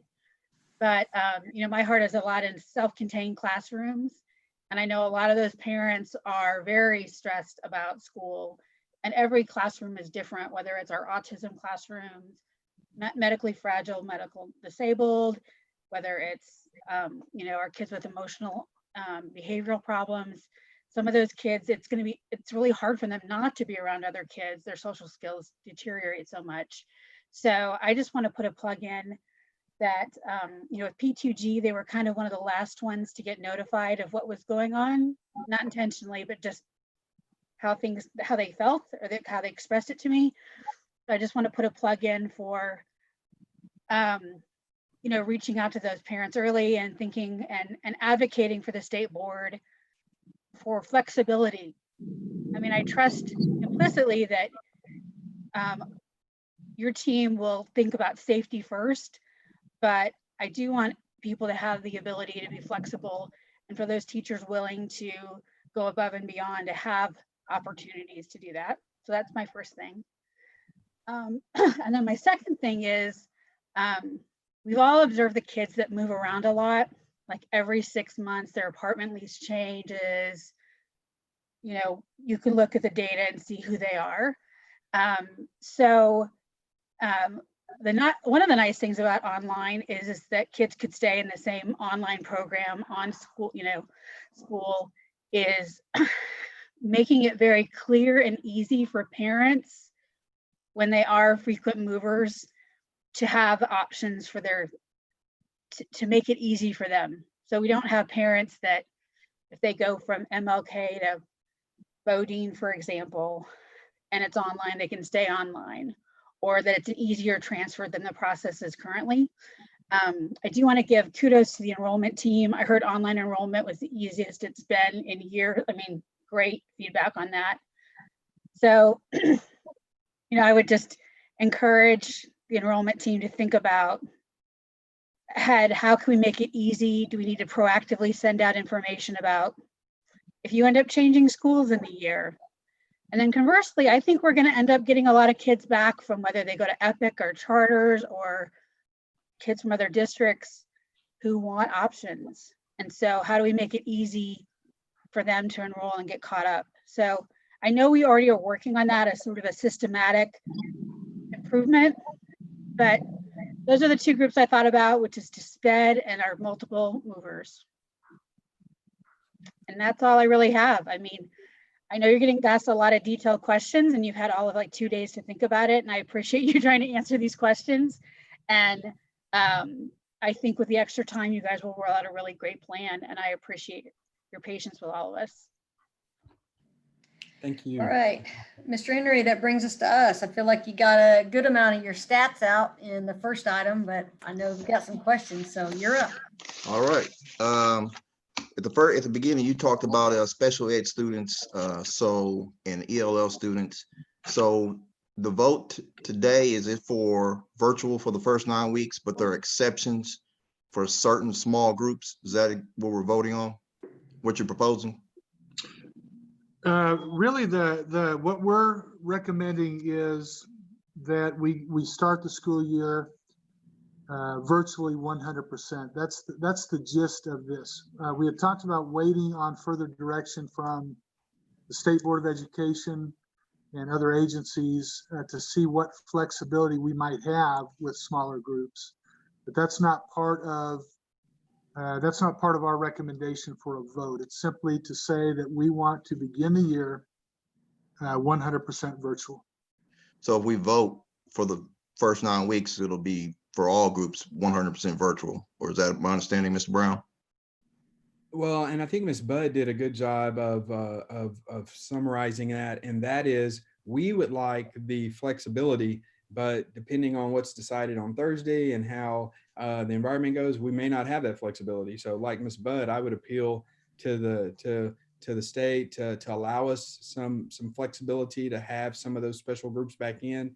But because that's an unknown, we really today are putting forth the plan to go virtual and leaving on the table the idea of flexibility for those small groups. We may So decide as an administrative team and as a board that no, we don't want to do that, even if given the flexibility, or great, we have the flexibility, you know, and let's go forward. But because there's an unknown, we're asking to please allow us that flexibility to consider that, still consider that.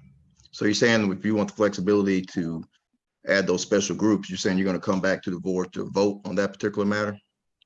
That depends, Mr. Henry, on item number 3. The item number 3 on our agenda today is an ask by me to have some discretion on decision-making that relates to COVID and our planning moving forward. So I do want to say this just in response, or maybe to add to what you said. Our state superintendent and her staff and the state board have shown their character has been over the years to provide flexibility to local districts. So we anticipate that is going to be the case. But to answer your question specifically, the recommendation today is to start the school year virtually.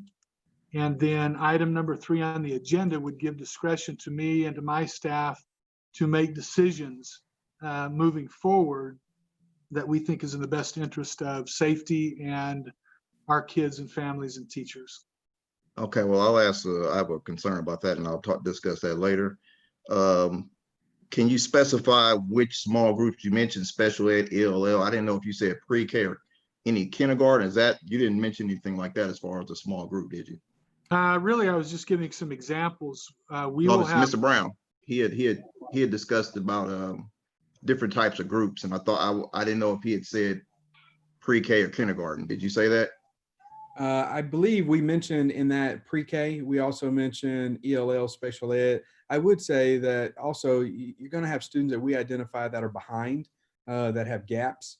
And though they may not be a group that's easily labeled, you're going to have kids that need to be caught up and need some extra. So some extra instruction and extra time. And so we would include those as also a small group, as well as any small group that we think needs to be in front of a teacher or interact with the teacher in a very safe and healthy way. So if it comes down to this flexibility and whether or not it comes to the board or we allow the superintendent to make that decision unilaterally, is that going to be optional for the parents? So if you're saying we want small special ed groups, ELL groups, pre-K or kindergarten, can the parents say, I do not choose that option and I'd rather just stick with virtual? Yes. Come back to that during that item on the agenda That's probably a good point, Ms. Torres, but so that we can further discuss that. I'm sorry, what'd you say?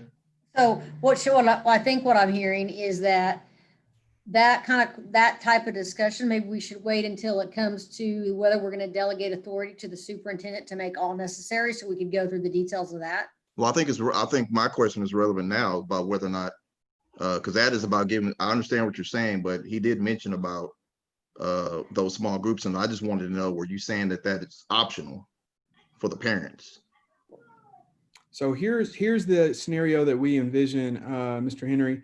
So, because we got this from our teachers last time, who some of them practically begged us, they identify with the student is struggling. They're helping them out as much as they can online. They got a second student who has the same issue.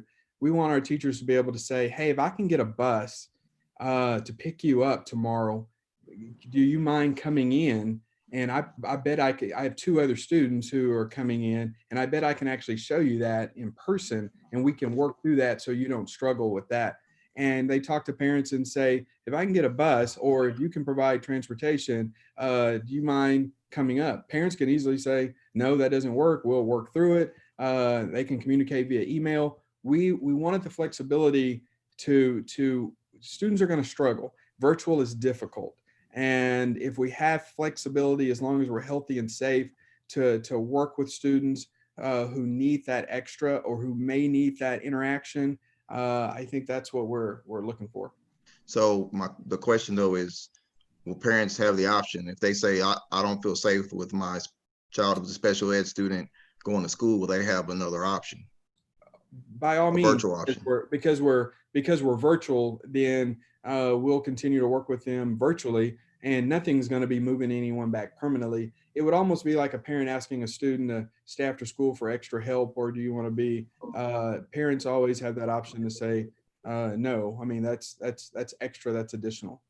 Well, I think the parents are good. I think there may be some teachers that may still have a concern about that, because in the small groups you included special education students, sometimes the most vulnerable, but also pre-K and kindergarten, and we don't know exactly what that looks about. Like you said something about maybe 6 kids, but I don't know if you're saying 6 kids in pre-K, 6 kids in kindergarten, and how that looks. So that is a question, because like Carrie talked about earlier, she said if it's uncomfortable for a teacher coming to a building that's empty, then why should special need kids and other kids come into that building too, if it's unsafe? So if it's unsafe for teachers, it should be unsafe for students.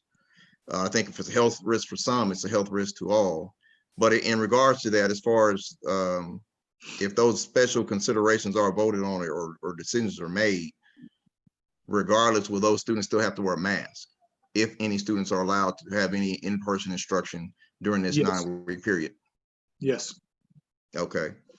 I do understand the state superintendent and following her recommendations, but a lot of her recommendations is based on statewide. It's based on a lot of rural areas. And, we're in the largest urban district in Oklahoma. I think we need to focus and emphasize on our hospitalizations. So when you all look at safety measures, are you all primarily looking at hospitalizations with this plan, and whether or not if there's any type of reintegration later? Is that one for me or for Charles? Or I'm sorry, for Jason? Either one.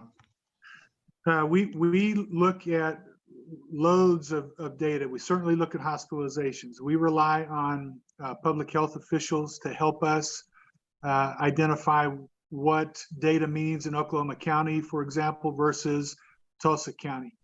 Very aware, as is Superintendent Hoffmeister, that different counties, different school districts, different metropolitan areas look differently. And we anticipate that there will be flexibility given by the state board because of the differences. So we're very focused on Oklahoma City Public Schools. And yes, we do look at hospitalizations and other data points. Okay. And Jason, you mentioned we're moving the start date to the 31st. And so even though it was previously on the 10th, will there be any type of materials online for parents that maybe want to, kind of to get an early start by doing something virtually? Can we use that time from the 10th to maybe disperse some of the Chromebooks and iPads and that to get that stuff out? And also about my recommendation earlier about going through the classrooms and doing an actual space test to see. Well, one, what we'll use, we probably will not use those 3 weeks to do the space test, because we really need that prior to the transition back from virtual. Before we would transition back from virtual, we really want to utilize those 3 weeks to do what you had previously mentioned, which is distributing devices, creative ways to build relationships, some assessment of where kids are, their social emotional well-being, and some assessment of where they are as far as their academic readiness. And some of that is just engaging with students and engaging with parents and asking them where their struggles are and what they think they need extra help with as they move towards the year.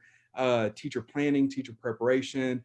There's a list of about 7 items that we must accomplish in those 3 weeks prior to the start of school. Other than the spacing part, the other ones that you listed would be included in those items. Okay. And not that the spacing is not important, it's just that we wouldn't transition back. We got 9 weeks. Yes, sir. Okay, sorry about that. I do have a question that was posed to me.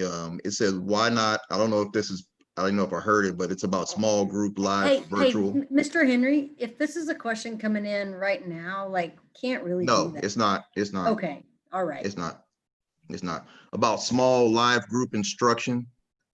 So my question is, are we going to do any small group live virtual instruction? If so, why not? Because I know sometimes the parents can kind of choose the time that works best for them, and the teachers kind of can create a schedule to fit that particular need. It can be recorded, so if a student misses it, they can go back to it later. If they need to review it again, they can. So was there any type of small group live virtual instruction?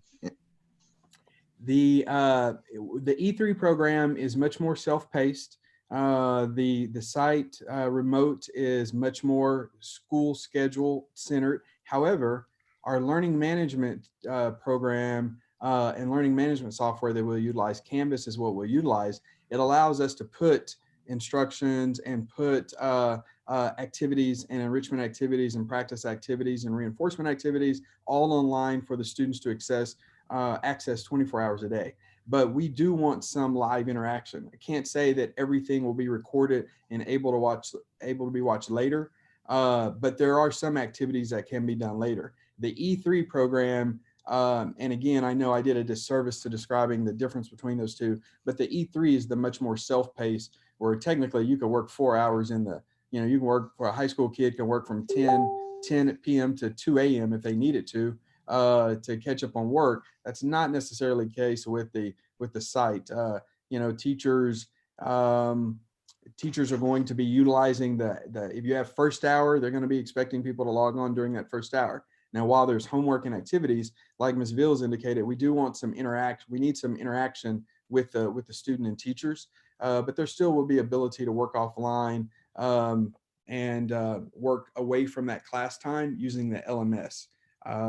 But there's a lot of, we plan on having them interact via the site in the site remote model.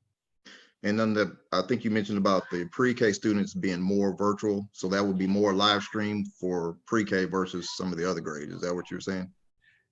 Meaning that, and if I did, I may have misspoke, meaning that there's much more interaction and personalization and development of the curriculum by our own pre-K teachers, where they want to engage their pre-K students, because there is no appropriate software, and any activities they have them doing, they create it themselves. So the pre-K teachers, there's just not a software that we found that we were comfortable with that we can just say, hey, that's software, that's a learning activity. It's so interactive with pre-K kids that our pre-K teachers are developing that themselves and will be implementing what they have created.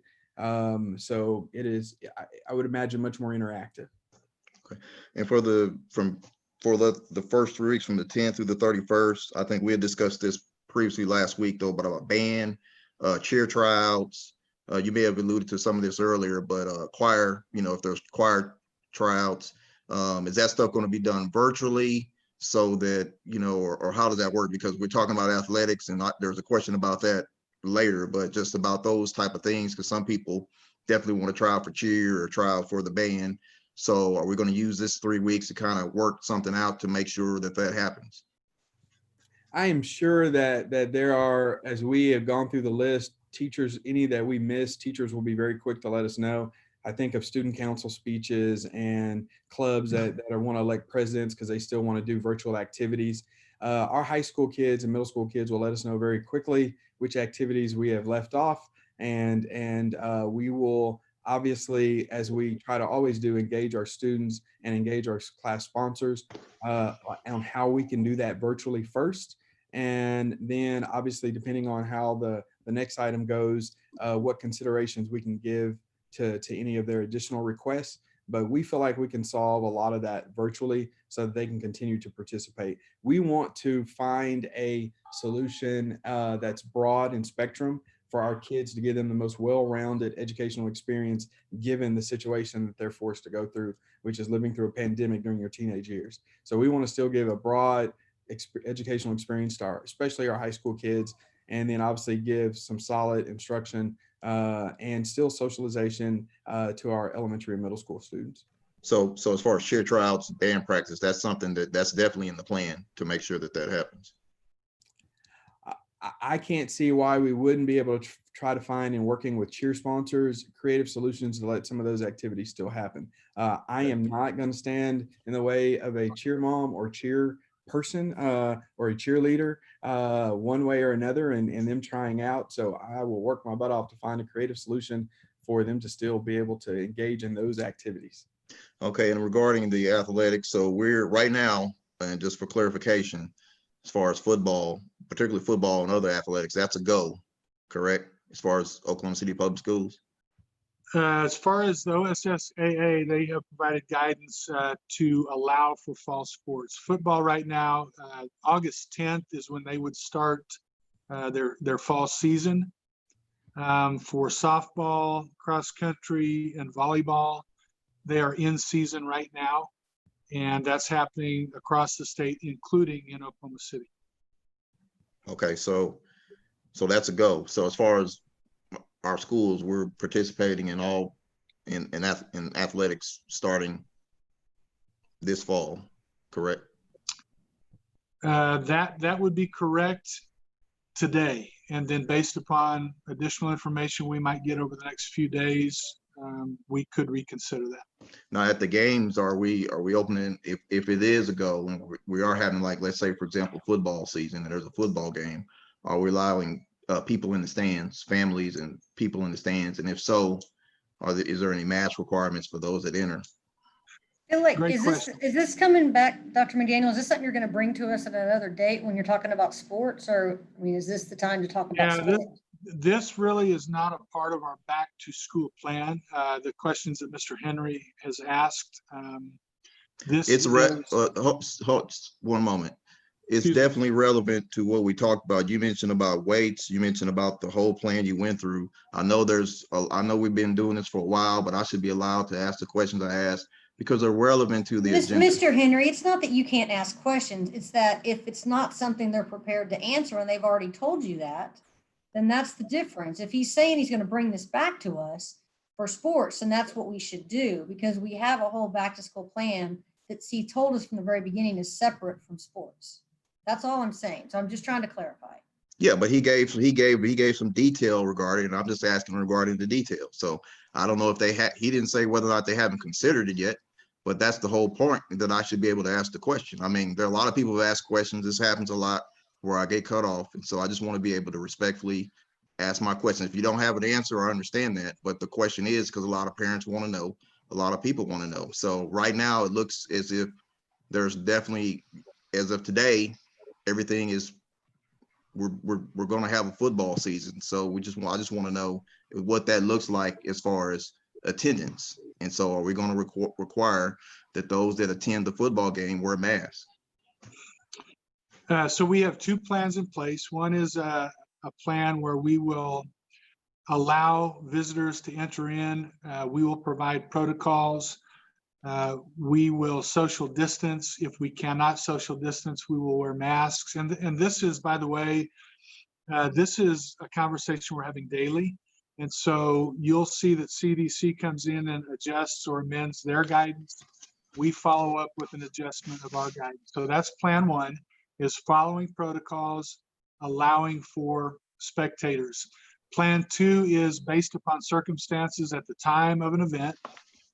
We would eliminate spectators. And so it would be coaches, athletes, and officials. And so depending on what happens in the day or 2 days leading up to an event, we would make decisions about what the venue looked like. And so the facilities are open. You mentioned about weight room. So my concern is with the facilities and what's going on. You mentioned about, I think you said 800 kids, or at so many kids at so many sites that not one is tested positive for COVID. That's a good thing, but I just want us to be mindful that don't just use that data to show that, okay, we can just go full contact and because there haven't been any cases of COVID yet. I think that we need to look at, again, the safety of all students. We need to look at the hospitalizations. If you look at some of the athletics around all the different colleges, kids are testing. Once they start interacting and training, you see a lot of kids testing positive for COVID. You know, some of these, when you're talking about some of these special ed students and ELL students, if these students, you know, if there's a plan to do small group in-person instruction, some of those students may participate in sports as well. So that has to be a consideration also. That's all the questions I have, but I do have a concern though about the small groups and making sure that parents do have that option, especially with the pre-K and kindergartners, because if you're saying that you need to come in to the brick and mortar, I want to make sure that the parents have a viable option to say, you know, if they say, well, I don't feel comfortable with my child entering the school, that there's a viable option and they not be forced, you know, to have to enter the school in order to get that instruction. That's all the questions. Okay. So I have a couple. One is, Jason, you mentioned that there's a director of virtual schooling now. Who did we create a department, or who is that? Like, We have an online coordinator, and thankfully, as we were preparing just for the school year, we did some rearranging to try to keep our staff numbers the same, and we were able to, without increasing administrative staff, hire an online coordinator literally right before we desperately needed an online coordinator. And so we hired an online coordinator, a great administrator and great educator who's been leading us. And so we do have an online coordinator, and he works with our educational technology team under the supervision of Tracy Skinner. And that they, as a work group, kind of form our online team to help develop our programs. And we got to give him a little shout out. Kenny Ward is his name. okay. And he is a one-time middle school principal of the year in the state of Oklahoma. He is a superstar. So Kenny Ward is our guy. Okay, thank you. And then, so does the E3 and so when we consider E3 virtual, like in my mind, I had always had like online would be like, in my mind, the way you're describing E3 is online versus virtual is face-to-face, like what we're doing right now. But does E3 doesn't have a, how would we take attendance on that if it's an independent kind of online service? Well, part of our virtual attendance policy, there are some guidelines on how much effort, work, and interaction and engagement and log on you have to have in order to be considered in attendance. And so those details are in our regulation for our attendance regulation. I believe Jessica Sherrill brought that in the month of early June to discuss with this board. But attendance is a regulation. The State Board of Education has allowed us some flexibility to utilize virtual instruction and to have guidelines where a person could be counted in attendance. But there is a certain amount of work they have to put in, a certain amount of engagement, certain amount of time they have to be logged on, because the E3 model, or that E3 program, which, like you said, which is what most people think of online, you may work, again, feverishly. You may go to a job in the morning and then work feverishly in the afternoon to get that time in on your instruction. You'll have to coordinate with the teacher on when their office hours are because you want to interact with them. But that is different and looks differently than the remote virtual instruction that really happens during school hours, because our teachers are prepared to teach during that time, and their schedule will look very similar. And teachers work an ungodly number of hours already, so they will still be available and they will still be making parent phone calls, but instruction takes place, just happens to be online, but during the school time and school hours, it's just remote and virtual. Okay, thank you for that. And does that work the same in elementary and secondary? Because I feel like we've talked a whole lot about high school, but I don't know that we've really bumped down into that elementary and what that looks like with E3 or virtual. And do we have a name for the virtual component versus E3? That's a good question, because we've struggled to make sure we're talking about. So E3 is our program that, regardless of the pandemic, would have been our online option. It is the one that we use solidly in the camp of Edgenuity on 6 through 12, and Florida Virtual is the curriculum that we use for K through 5. It's called Florida Virtual because it was first developed there, but it now actually is a packaged software and curriculum that you could buy that has lessons and so on. We evaluated several pieces of software, and that's the one that we felt most comfortable with.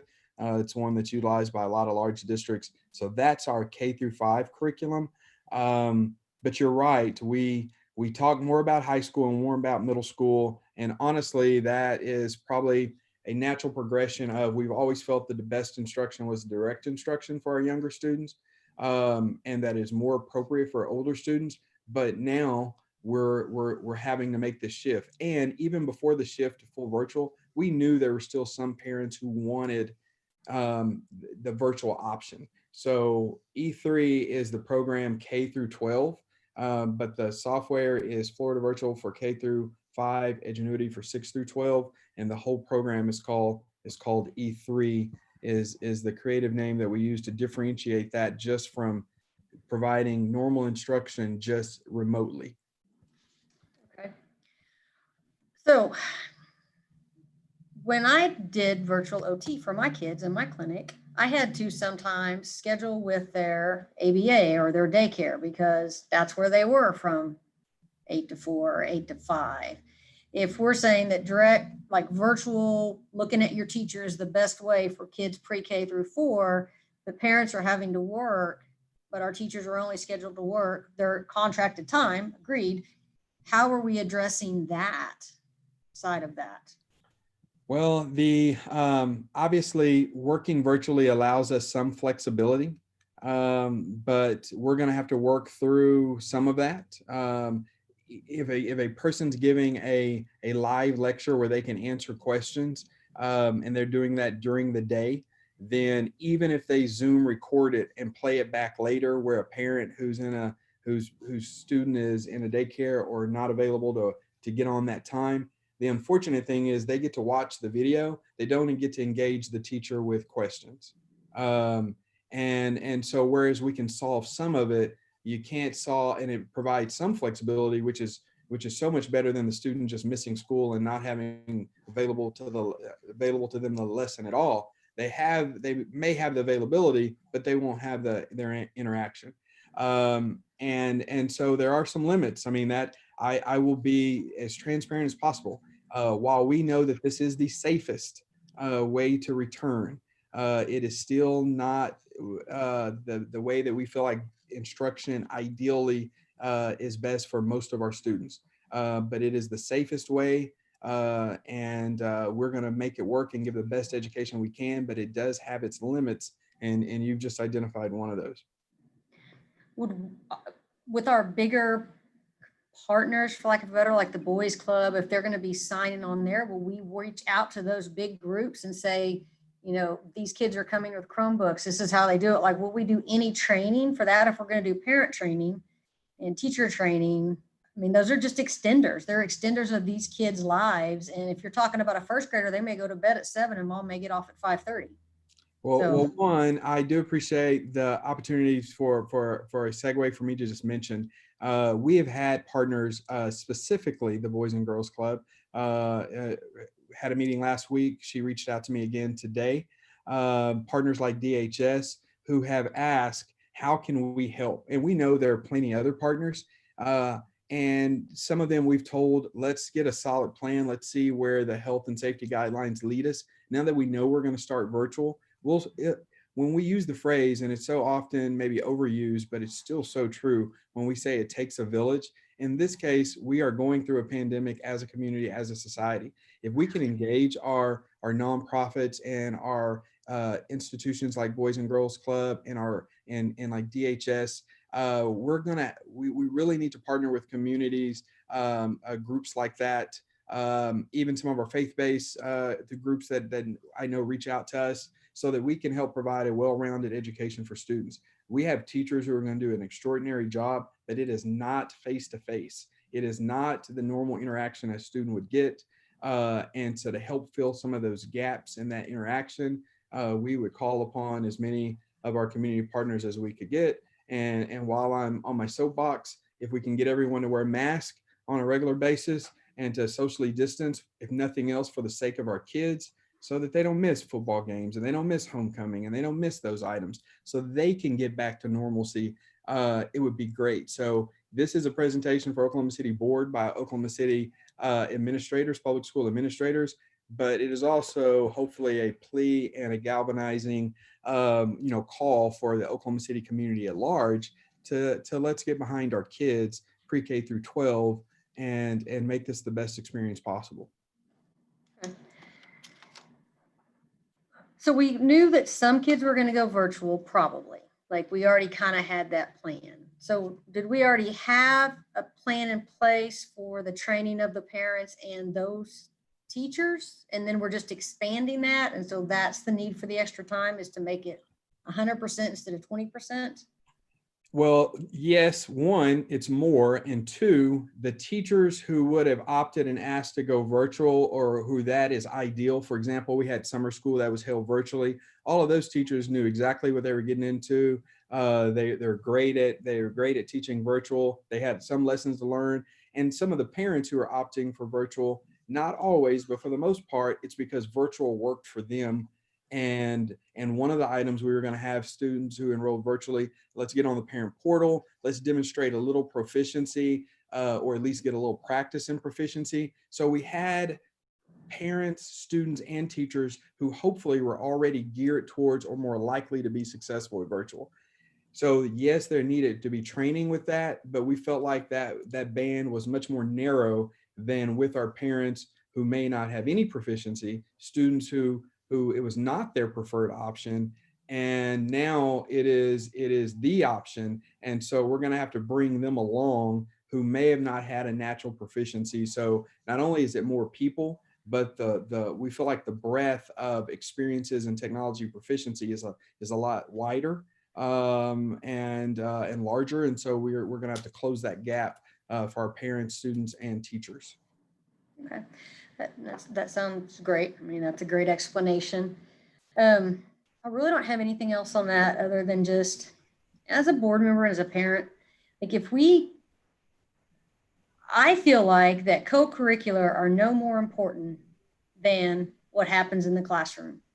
And if we are going to limit what kids are getting to do in the classroom because of a pandemic, it seems completely unequitable to make exceptions for kids who might be missing something out in co-curricular activities.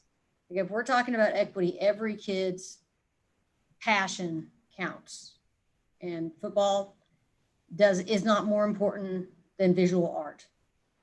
And so for me, as we move forward in that conversation, I would really like to look at these decisions we make on co-curricular from an equity lens and what we're doing with kids that are in the school. And that's all I have on that one. So we need a motion for the back to, yes. May I just two quick questions that I think are very important. I know at the beginning of, well, at the end of our last school year, and in trying to help the families, we did have a hotline that was in place for asking questions when a parent or if a student was in trouble. And I've heard some of us tonight about the same. Are we going to have a hotline available again this time? And then also, will we have them manned, enough people to be able to answer these kinds of questions? I think that I think that it's very necessary. And I don't know if it's something that you guys have been talking about or however. And let me give you just this last one quick as well with the professional development for the teachers. Now, are we talking about, will their professional development be in person, virtual, or both? Do they have a choice? Because I know for some that may not feel comfortable with going back into the buildings, and that their choice would be to be online, so I'm just trying to find out, how are we taking care of them as well? We believe that we can deliver most of that PD virtually.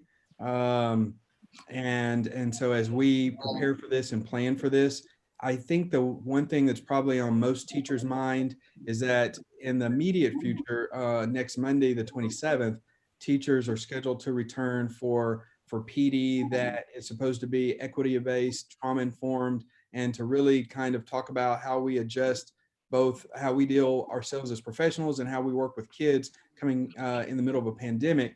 And that PD originally was scheduled to be broadcast in nature, meaning teachers will report to very large areas but space out. I know that's probably their immediate concern. So for those listening and for the benefit of answering your question about PD, Ms. Bills, I would say that's not going to happen in that fashion, that either it will happen virtually so teachers can work individually, either in their classroom or at home, but we will not be putting teachers together in the immediate future for any kind of PD. And I know a lot of them are worried about that next Monday. So again, we will not be doing that in the immediate future. We feel like most of our PD can be done virtually.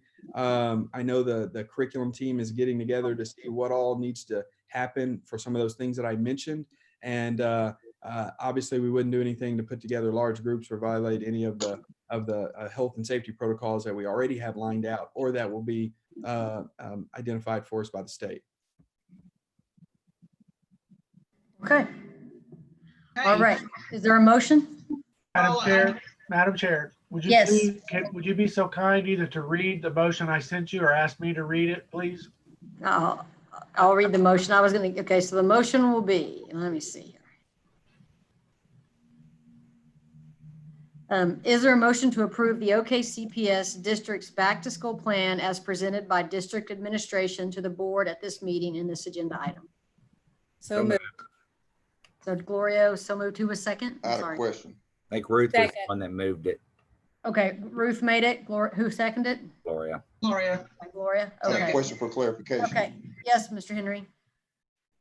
So the plan we're voting, the back to school plan we're voting for is for 100% virtual because they mentioned some possible flexibility later, but we're right now, that's something in the next item on the agenda. But for right now in this vote, we're voting for 100% virtual for all OKCPS students. I just want to make sure that's clear. That's a good question. Dr. Yes. McDaniel, that's no small groups, like any of those changes are not included in this, correct? That's correct, with a start date of August 31st, yes. Okay. All right. Thank you, Madam Chair. I have the motion by Member Veals, the second by Ms. Torres. Okay, call for the vote, please. Paula Lewis, Yes. Charles Henry, Yes. Rebecca Budd. Yes. That was a yes, ma'am? Yes. Thank you. I'm sorry, the audio cut out. Carrie Jacobs. Yes. Thank you. Mark Mann. Yes. Thank you. Ruth Veals. Yes. Thank you. Gloria Torres. Yes. Thank you. Meg McElhaney. Yes. Thank you. Having received 8 aye votes and 0 nay votes, the motion carries as made. Okay, so 2.03 is discuss and consider approval to delegate authority to the superintendent to make any/all necessary adjustments, parentheses, if as needed, to any aspect of the 2020-2021 school year in response to the constantly changing variables of the COVID-19 global pandemic to protect the best interest of students and staff. So discussion on that? Well, do we need a motion first? Madam Chair, just to let everybody know, the motion reads exactly as Ms. Lewis just read it. It's just motion to approve at the very beginning. Okay. So moved. Discussion. Okay. So there's Mark made the motion, Rebecca's the second. Mr. Henry, you can start the discussion. Yeah, my concern with this, you said for the best interest of students, I think it appears from my understanding that Dr. McDaniel, you're saying that you can make changes without coming to the board for approval. So in regards to the pre-K and kindergartners going back into a brick and mortar school, you're saying that us as a board, we're giving you the authority to make that decision without coming back to the board. Is that my understanding? That would be an example to offer a small group like a pre-K group following health protocols, safety protocols to re-enter a building if the circumstances. Dr. McDaniel, is anybody else hearing a weird, something's going on with your audio? Anybody? I can still hear him though. Yes, ma'am, I concur. The audio for the superintendent has changed. It sounds different. Okay, how about now? Can you hear me okay? I can hear you. It's still a little bit low, but I can hear you. It's echoing, basically. Okay, so I'm having a hard time hearing. It sounds like one of those devices people use to talk when they've had a tracheotomy. Okay, let me take a little walk. See if I can get better coverage.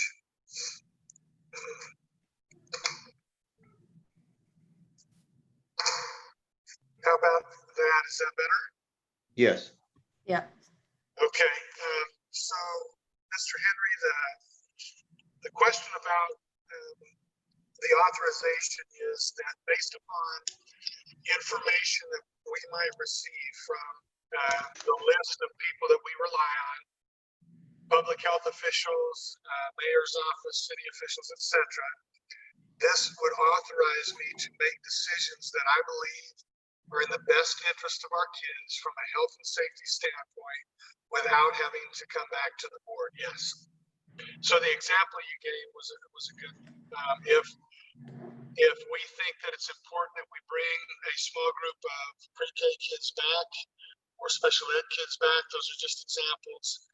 And they agree, the families agree, excuse me, then that would be an example of the authority that you would give me without coming back to the board to say, let's permit that.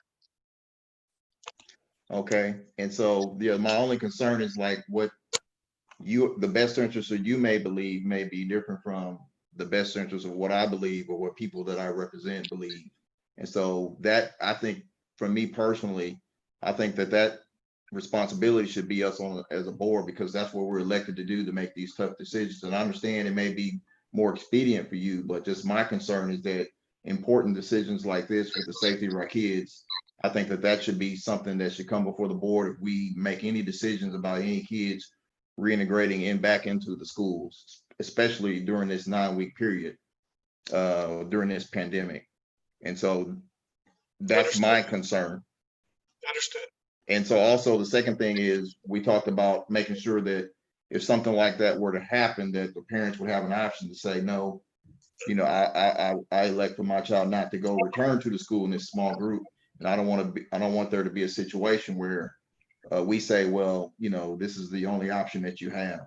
And so I know you're saying, you're assuring us that may not happen, but that's based on your assurance. And so, I just think this is a responsibility that the board needs to have. And so those are the concerns that I have. And I think every board member should have that same concern. And that's just my opinion. Thank you, Mr. Henry. Thank you, Mr. Henry. I do have probably some concerns, is like just some parameters of what that would look like, Dr. McDaniel, not of anything. I mean, there's just bigger things, like whether we're talking about athletics, co-curriculars going back, or we're talking about, small groups going back in, or teachers, like some major, bigger movements of people versus just the logistics and the operations of like, this is how we're going to deliver virtual education. I mean, I do have some concerns on that, just from the transparency public perspective of that. Sure, I fully respect that. My staff and I were in touch with, as you know, we've communicated that to you all. Everybody who knows anything and can contribute in any way to decisions about kids. And so, we do this all day, every day. If you want to give me that authority, I would take it and run with it, and we would make decisions that are in the best interest of our district. If you think that is something that needs to come back before the board, then we respect that as well. I have a question about it. Would all of the normal rules that apply to financial decision making still apply? Whatever the threshold is that something needs to come before the board for a vote, we would still vote on financial decisions? Absolutely, yes. I don't, part of the challenge of this, I wish I could give you a roadmap that is here are the 15 things that we're talking about. But as circumstances change and we get different information from the different entities that we rely on, it might prompt me to make a decision that quite honestly would be clearly in the best interest of kids or teachers or families. But I would not be able to make that decision without calling a board meeting, posting, filing with the county, coming back to the board and basically saying, hey, here's what we'd like to do. It's a change. It's in the best interest of kids. But so really, I'm not talking about major, hey, let me do something. I would always vet it. I would check with you. I would keep you up to speed on here's how things are changing. But again, I don't want you guys to labor over this. If this is something you have issue with, I work for you guys, as does our team. And so if there is angst here, we'll come back to the board. So I can just speak for myself personally. Something that I don't have heartburn over it. what I am worried about is the speed of which things change with COVID. Like I was just talking with a friend the other day about how if you looked at what a back to school plan looked like 3 weeks ago, it would look preposterous today. So I do worry about that, having a detrimental effect to our ability to make decisions. I do wonder, like for me, maybe could we have a time limit on it? I know the motion says the academic year, but could we say maybe, through the first quarter or through the first semester, maybe just during, or there's a state of emergency or something like that? Sure, we could. We could put an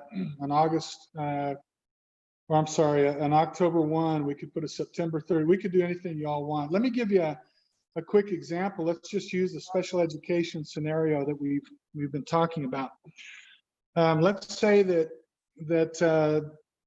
the idea is that this is 100% virtual, no exceptions. That's what y'all vote on tonight. And let's say that we get 3 or 4 weeks into the school year, we're virtual 100%. We begin to identify kids that are behind in their literacy skills. We identify special education kids who need additional engagement from their teacher. And the list goes on. I cannot do that without this authorization, without coming back to the board. I would need to hold on the kids who need assistance. We would file with the county 48 hours in advance. We would post the agenda, and then we would have the meeting where I would ask your permission for an exception. So that goes into gear. If you pass it 5 days later, we through our data, through our interaction with our parents and guardians, we identify another exception. I can't move forward on that until we go back through the process of filing, posting, having a meeting. So what this does is it gives me some discretion to take in information, look at our circumstances, talk to our experts, whether it's our special ed director, whether it's our academic leader, and make decisions that we believe are in the best interest of kids without each time having to return to a board meeting to get that permission. That's really so that makes 100% sense. I mean, we need to be agile. I mean, we have to move this big old dinosaur of a district quickly. And you guys have done a phenomenal job of that, by the way. I mean, the district, you guys have done incredible. What about if we had, instead of like coming to the board for action, for approval, what if we had during this next 4 to 6 weeks where things are changing, what if we had every couple of weeks just an informational public special session or something like that? So you just kind of gave an update to the public and to the board of like, this is where we've moved to, this is what we've done. So you're not asking for us to vote and approve, but you have the power, but you do come back to us and tell us about it and tell the public. We're up for anything. We can certainly do that. Mark, you had your hand, Mark. Okay, I understand the concerns, but ultimately, we hire a superintendent to be nimble and quick and assemble a team that can address these issues. And I think, particularly in the middle of a pandemic, we have to place our trust in that team. And if they overstep that trust, which I have no reason to think they will, we deal with that, in an executive session at a board meeting down the road. I think they've proven throughout this pandemic, when we started back in March through today, that they are on top of it, trying to address as best they can. I mean, I don't think anybody thinks this is a perfect situation anywhere in Oklahoma. It's just a bad hand that we have been dealt. I think staff's done an excellent job. I think they have to have the leeway to address this stuff quickly and nimbly. And I would just say we need to call for the vote and let them do what they need to do. Well, I disagree. I think that this is our job as board members. Charles, I realize you disagree. I realize that, but I just stated my opinion, and it can differ from yours. And you don't have to follow up and tell me you're wrong or that I'm wrong and you're right. I know that you disagree. Well, I'm following up. I just stated my opinion. I don't need you to correct it for me. Well, I'm following up. And Point of order, basically, we're still in discussion. and yes, other so people haven't had I a want to chance speak. discuss. So I'm you the already only- Charles, you've already discussed. spoken. No, Some I of just us wanted would to like speak. to also. Okay. You well, already did, Charles. So, Paula, We can heard you call We on other people? understand. This is what We- I don't like, because I'm a black and brown board member and I That hate has being nothing to disrespected. do with it, Charles. If I were an It's that you affluent, already spoke. if I were an Give the affluent rest of white us a male chance. board Charles, it's a member, point of this order. would not happen. I just wanted to make a point, and I wanted to make a point, and I apologize if somebody else wanted to make a point. When that happens to you, I don't do this. I ask in respect as a man to respect me. What I said was I disagree, because I think as board members, it's our responsibility that if children are coming into this school, that it should be our decision to make about whether or not we should allow children to come into school during a pandemic, particularly during a 9-week period, which we say is only virtual.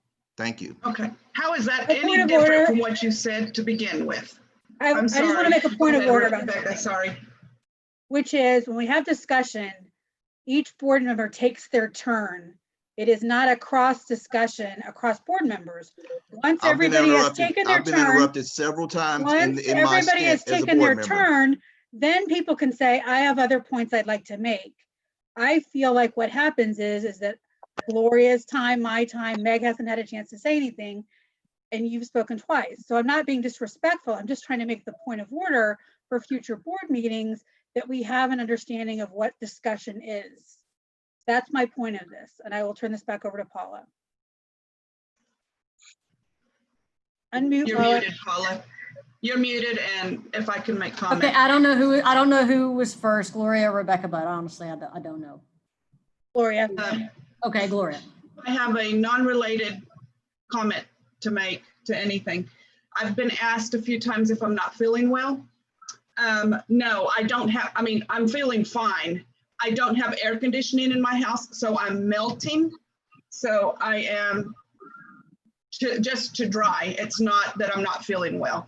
But thank you so much for all of the messages that have been coming in. I appreciate that. Dr. McDaniel, your sound had come back in, and then it went back out, and then I think it came back in. So Sorry about that. you're in now, so that's great. Okay. I don't have any heartburn or any concern with wholeheartedly believing that we have an extremely capable leadership team of making appropriate decisions for our children. My one caveat to this would be, we have everybody's, anybody who's concerned or interested, everybody's attention right now, and the opportunity for them to hear directly what's going on and how their families are being impacted, because we're using the platform of this board meeting. I would not want to lose that because we're giving you the opportunity to just move forward with those decisions without coming to the board. I don't feel like I need to give you permission to do what you believe is right for kids. But I do believe that this is that platform by which everybody gets the same message at the same time. If it was the other way around, if we were trying to say, you need to have the flexibility to cut it off and make it a safe environment for everybody, then yes. But I think doing it the direction that we're at now, we've approved what we believe, I think with what we all agree is the safest route that we can take for our students and teachers. Changes to instruction, it's going to take a couple of days to plan for that change to instruction anyway. So I don't think the delay is as urgent as it would be the other way around. And I hope that's making sense. But I do by all means, have every confidence in the ability of the district to make decisions as needed and as appropriate. And I think that's evident by your recommendation today and how you got to this recommendation. You were very honest and upfront that you were steadfast on your first recommendation, but based on the information that has come in and based on the feedback that you've received from stakeholders across the board, you've adjusted. So I think it's very evident that you would adjust based on what the need is. So I don't have a trust issue with your ability to lead that. I just think that this format of ensuring that parents and all other stakeholders have the opportunity to hear firsthand what the changes are is going to be most beneficial. So for me, I think your recommendations coming back for anything else is just simply an opportunity for everyone to be on the same page and everyone to have that same expectation. And that's my comment on that. All right, let's see here. Thanks, Gloria. Rebecca? I just want to say that, first of all, when it comes to emergency declaration, everybody knows that this pandemic, everything rapidly changes. I mean, think about, a Thunder player tests positive, and then the next day we have to make the decisions what we're going to be doing and pulling together instructional things in 12 days. We don't know what's going to come up. Maybe they start sports, and then there has to be a decision made whether to continue, or maybe there'll be issues with SPED. Maybe there'll be issues with the State Department. Maybe there'll be issues about accepting a grant where there's a very short time frame. I have no qualms whatsoever in delegating that authority to the leadership team and Dr. McDaniel.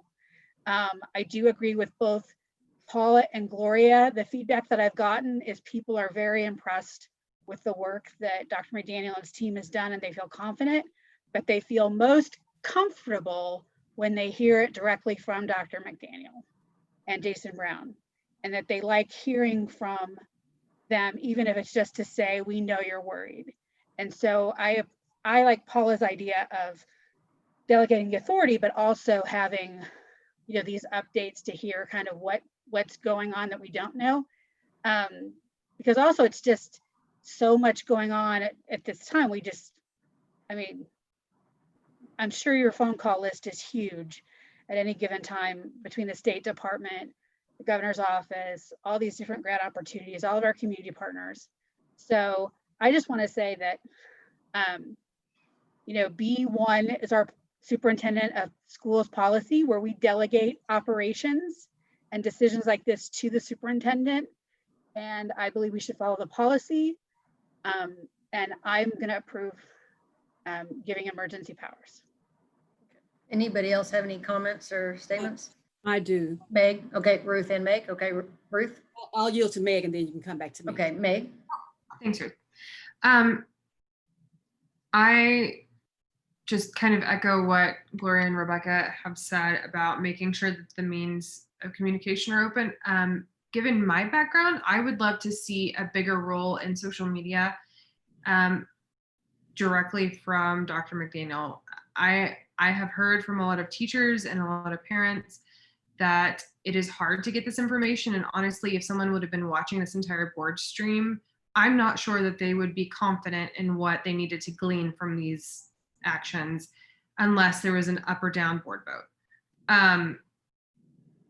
Obviously, our conversations give really good context to everything that's going on, but remaining agile as a district, I think, is hugely important. Our schedules are busy and things change hourly.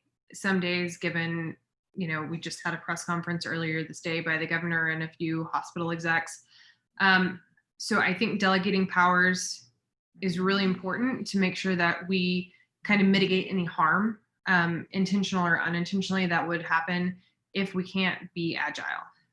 But the means of communication staying open between the district and all of the public that need to do it in multiple ways, I think is very important. Whether that's having update meetings in a formal setting like this, or like over communicating through all of our various channels in different languages to make sure it is accessible as possible to as many people as possible. So parents, teachers, support staff, community members don't feel like they're in the dark or the last ones to know.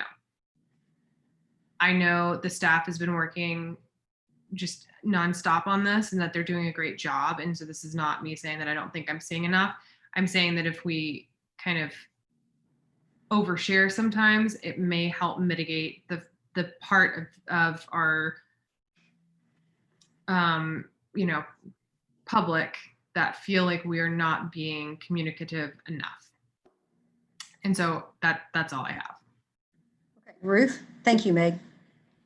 Yes, I want to chime in and say, yes, I agree with what both Paula and Gloria has said.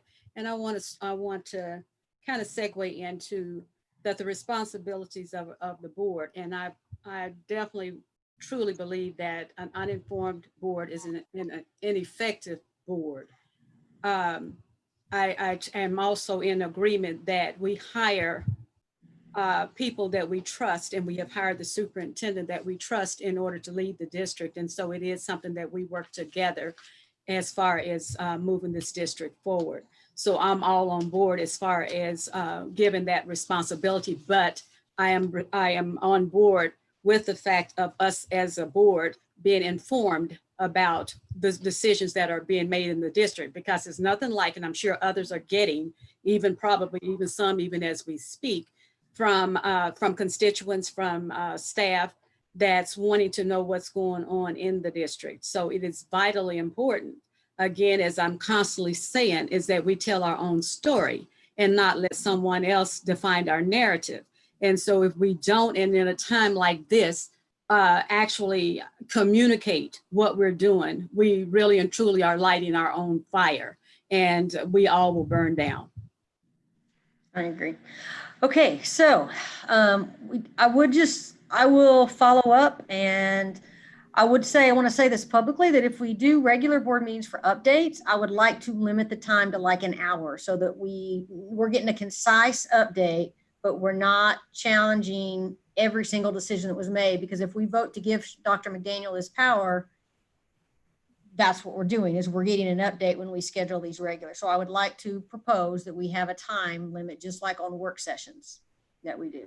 So can yes. I ask something quickly to sort of build off of what you said and what Meg said also? You know, I think it would be, we don't have to wait for board meetings. And I do think the community wants to hear directly from Dr. McDaniel. And, you know, if there are decisions like that, if that can be put out from Dr. McDaniel to the community and us as well, I don't think that we should wait for board meetings. I do think that we need to have those updates in board meetings. But I think that with this, the issue that we're addressing is the speed of the change of our whole lives. We can't wait every 2 weeks to talk about those things, or for the public to know, because people feel so anxious, and we all do. And so I think I do support us having those just succinct, here's what's going on reports, where it's not, 7 hours of us arguing about a decision. But I also don't want to wait for a board meeting to know, like, this is what's we've made this decision, this has to happen, and we're telling our community directly, and we're telling our board at the same time. Okay, Dr. McDaniel, we good with that? That sound reasonable to you? You bet. I appreciate the input. Okay, so I'm going to call for the vote. We already have the first and the second. Wait a minute, do we need to amend the motion? I don't think so. I think that I'm going to set up for a polling for us to try to get regular meetings. I don't know, every week or every second, but as long as we can do a limited time. But I'll set the poll up for that, and I'll get those meetings set as soon as we can get that done. We just can't do that right now. We can't pull up everybody's calendar, so I'll have to get on that. But I will send that email out immediately tomorrow. I'll get us on top of that. Okay. Is that good? Okay, so the motion's the same. So call for the vote, Craig. Thank you. Just to confirm, the motion was made by Board Member Mann and the second by Board Member Budd. Is that correct? Yes. Thank you. Calling for the vote at this time per the chair's request. Paula Lewis, Yes. Charles Henry. No. No. A no from Mr. Henry. Thank you. Rebecca Budd. Yes. Yes from Miss Budd. Carrie Jacobs. Yes. Thank you. Mark Mann. Yes. Thank you. Ruth Fields. Yes. Thank you. Gloria Therese. Yes. Thank you. Meg McElhaney. Yes. Thank you. Having received 7 aye votes and 1 nay vote, the motion carries as made. Okay, so Dr. McDaniel, you want to wrap us up before we call for adjournment? Well, thank you. Thank you for that confidence, and we will continue to work hard on your behalf of our kids. I want to say this just as I wrap it up, just specifically to our teachers, to our support staff, our families. We know that you are worried. We know that you are anxious. Board members, I'm including you in that. And we are thinking about this every day. What is the best way, the most effective way, the safest way that we can take care of our kids and our families and our employees? And so we hear you, we receive your comments really daily these days, and we're not resting on this. And while there is no perfect solution, we're going to continue to keep your safety at the forefront of everything we do. But I just want everybody to know that we do know that you're worried and that there's high anxiety, and we're going to continue working for you. So with that, Chair Lewis, thank you. Board, thank you. Appreciate you. Okay, thank you, Dr. McDaniel. I'll make a motion to adjourn. Is there a second? Second. Second. Ruth's adjourning, seconded us. All right, call for the vote, please. All in favor, say aye. Aye. Any opposed, say nay.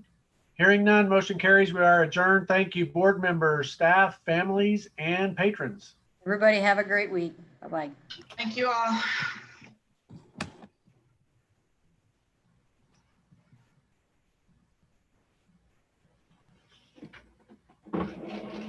Eric, can you hear me? Yep. Do we need to debrief?